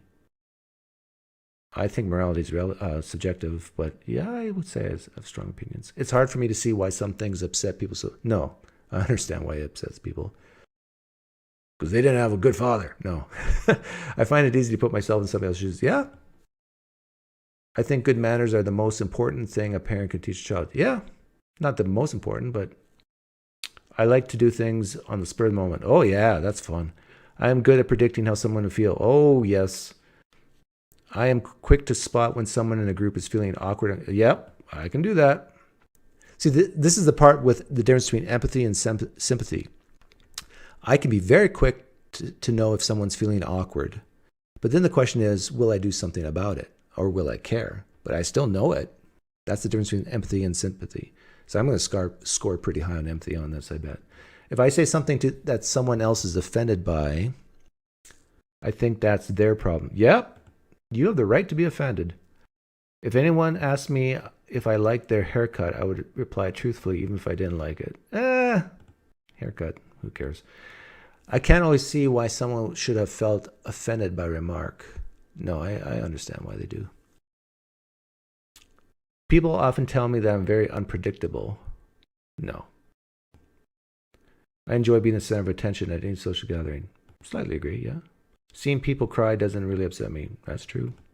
Well, depends who it is. If it's a little kid who's been bullied, I'll care. If it's a kid with bone cancer, I'll care. But if it's a woke progressive trans activist, no, I don't care. I enjoy having discussions about politics, yeah. I'm very blunt, yeah. I don't find social situations confusing. No, I don't. Other people tell me I'm good at understanding how they're feeling. No. That's because I'm not emoting. When I talk to people, I tend to talk about their experiences rather than my own. Yeah. It's actually something I've been trying to improve upon, because if you ask too many questions about other people without making any claims of your own, it drives them a little upset. It upsets me to see an animal in pain. Oh, yeah. I'm able to make decisions without being influenced by... Oh, easy. Without being influenced by people's feelings. I can't relax until I've done everything I have planned to do that day. No, I can relax almost any time. So slightly disagree. I can easily tell someone else is interested or bored with what I'm saying. Yeah, I can tell. Actually, I'm going to make that strongly agree. I get upset if I see people suffering on news programs. Depends on what they're suffering on. If they're suffering because they've been called a bad name, no, I don't get upset. I'll go slightly disagree. Friends usually talk to me about their problems as if, no, I don't want to hear about your problems. Deal with it yourself. I can sense if I'm intruding, even if yeah, I can sense that. I often start new hobbies, but quickly become bored with them. No. I usually have one or two hobbies and I stick with them. People sometimes tell me that I've gone too far with teasing. Oh, yeah. I would be too nervous to go on a big roller coaster. Slightly agree. But I have been on big roller coasters. Other people often say I'm insensitive, although I don't always see why. Well, they definitely say I'm insensitive, and I do understand why they say why. Or see why. So I strongly disagree with that. Someone can say to me, you're being highly insensitive, and I can understand why they say that and still not care. See, this is the difference between empathy and sympathy. If I see a stranger in a group, I think that is up to them to make an effort to join in.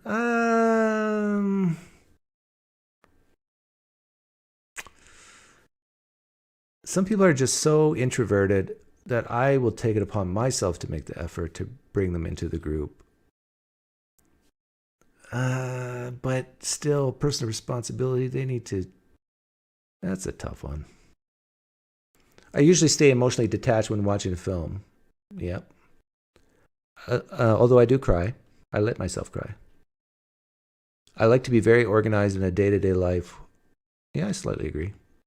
I can tune into how someone else feels rapidly, intuitively. Oh yeah, easy. The question is, do I care? I don't like to take risks. Depends if it's with my body or with my money. I take big risks with my money, little risks with my body. So in general, slightly agree. I can easily work out what another person might want to talk about. Oh yeah. I'll say slightly agree though. I can tell someone is masking their true emotion. Yeah. Before I'm making a decision, I always weigh up the pros and cons. Yep. I don't consciously work out the rules of social situation. Don't consciously work out? Yeah, it's intuitive. I'm good at predicting what someone will do. Yep. I tend to get emotionally involved with a friend's problems. Nope. I can usually appreciate the other person's viewpoint even if I don't agree with it. Yeah. Okay. I answered as sincerely, as honestly as I can, scored my answers. Your score is 43 out of a possible 80. Scores above 30 generally non-indicative of autism. So I'm not autistic. Higher scores indicate greater levels of empathy. So I'm pretty much bang on average, which is what I said I was.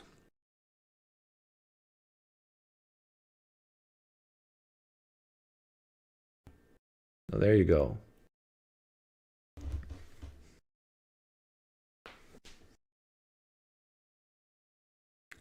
Do I take a sociopath test now? Digital Gnosis Nathan accused me of being a sociopath because I just don't care about the same things he cares about. Sociopath test. Got to be careful with these tests because sometimes you spend all this time going through it, and then at the end of it, you got to give them your social security number and $5 or whatever. So maybe I put the word free in here.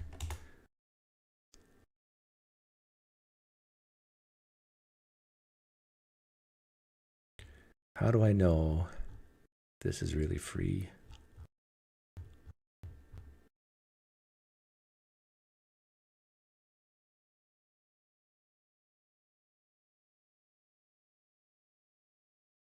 Okay.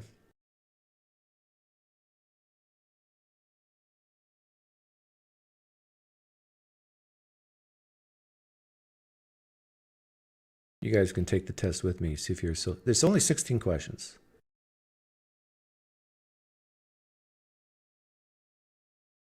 It's wrong to cheat because it's unfair to other people. Seems reasonable. My primary life goal is to get as many nice things as I can. No. It would be distressing if I succeeded because someone else failed.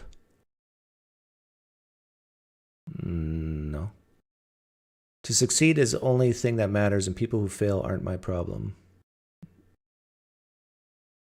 No. Financial success is my top priority. Somewhat agree. Morality is for other people I care about, mainly about what is right for me in the moment. No. A fraudulent scheme can be really impressive if it's particularly clever. Ooh, this is sort of like a trap question. But you can actually admire a fraudulent scheme if it's really put together cleverly. So, yeah. Anything goes as long as I come on top. No. I can justify anything as long as I don't get caught. No. If someone is foolish enough to get tricked, it's probably had it coming. Yeah. Blame the victim a little bit. I would not lie even if it got me what I wanted. Yeah. There's cases to lie, but I prioritize myself above all other things. No. My family. I prioritize my family before other families. When trying to get what I want, I do my best to treat other people fairly and kindly. Yeah.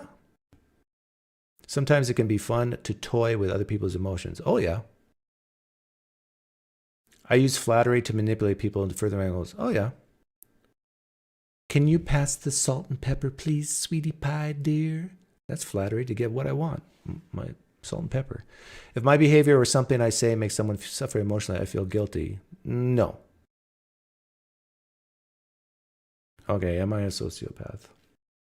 Average. See, I'm just average. I'm not special. 36 out of 64. And I'm thankful that I didn't have to give him my email. Chat with a licensed therapist online. Chat now. Oh. Okay, so I'm not a sociopath.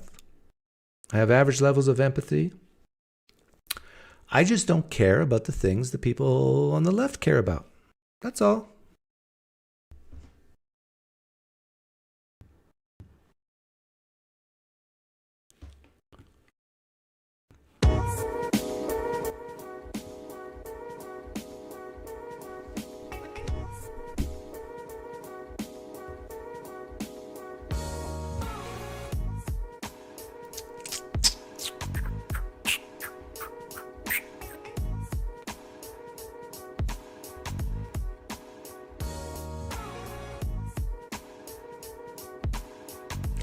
I see there's some arguing going on in the live stream chat. My advice is, especially if you lean right, you don't have to argue about anything right now.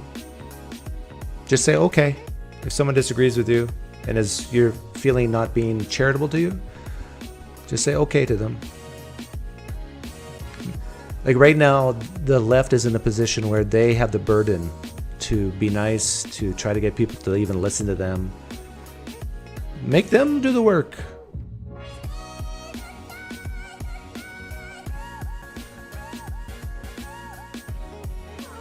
Now do a Nazi test.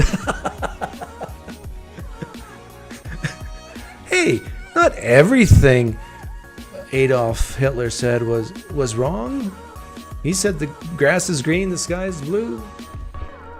He was just misunderstood.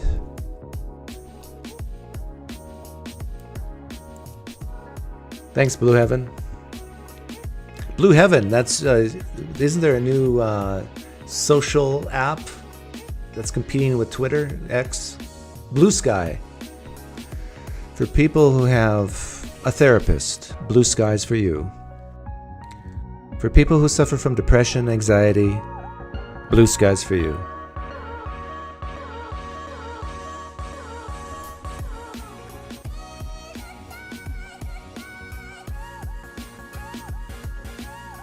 If you want to know the tricks and the secrets of becoming more dead inside like me, take my course for $19.95. For 3 easy payments of $19.95, you too can be more dead inside. Poof. My apologies to Hutch. He was scheduled to come on, but we ran out of time.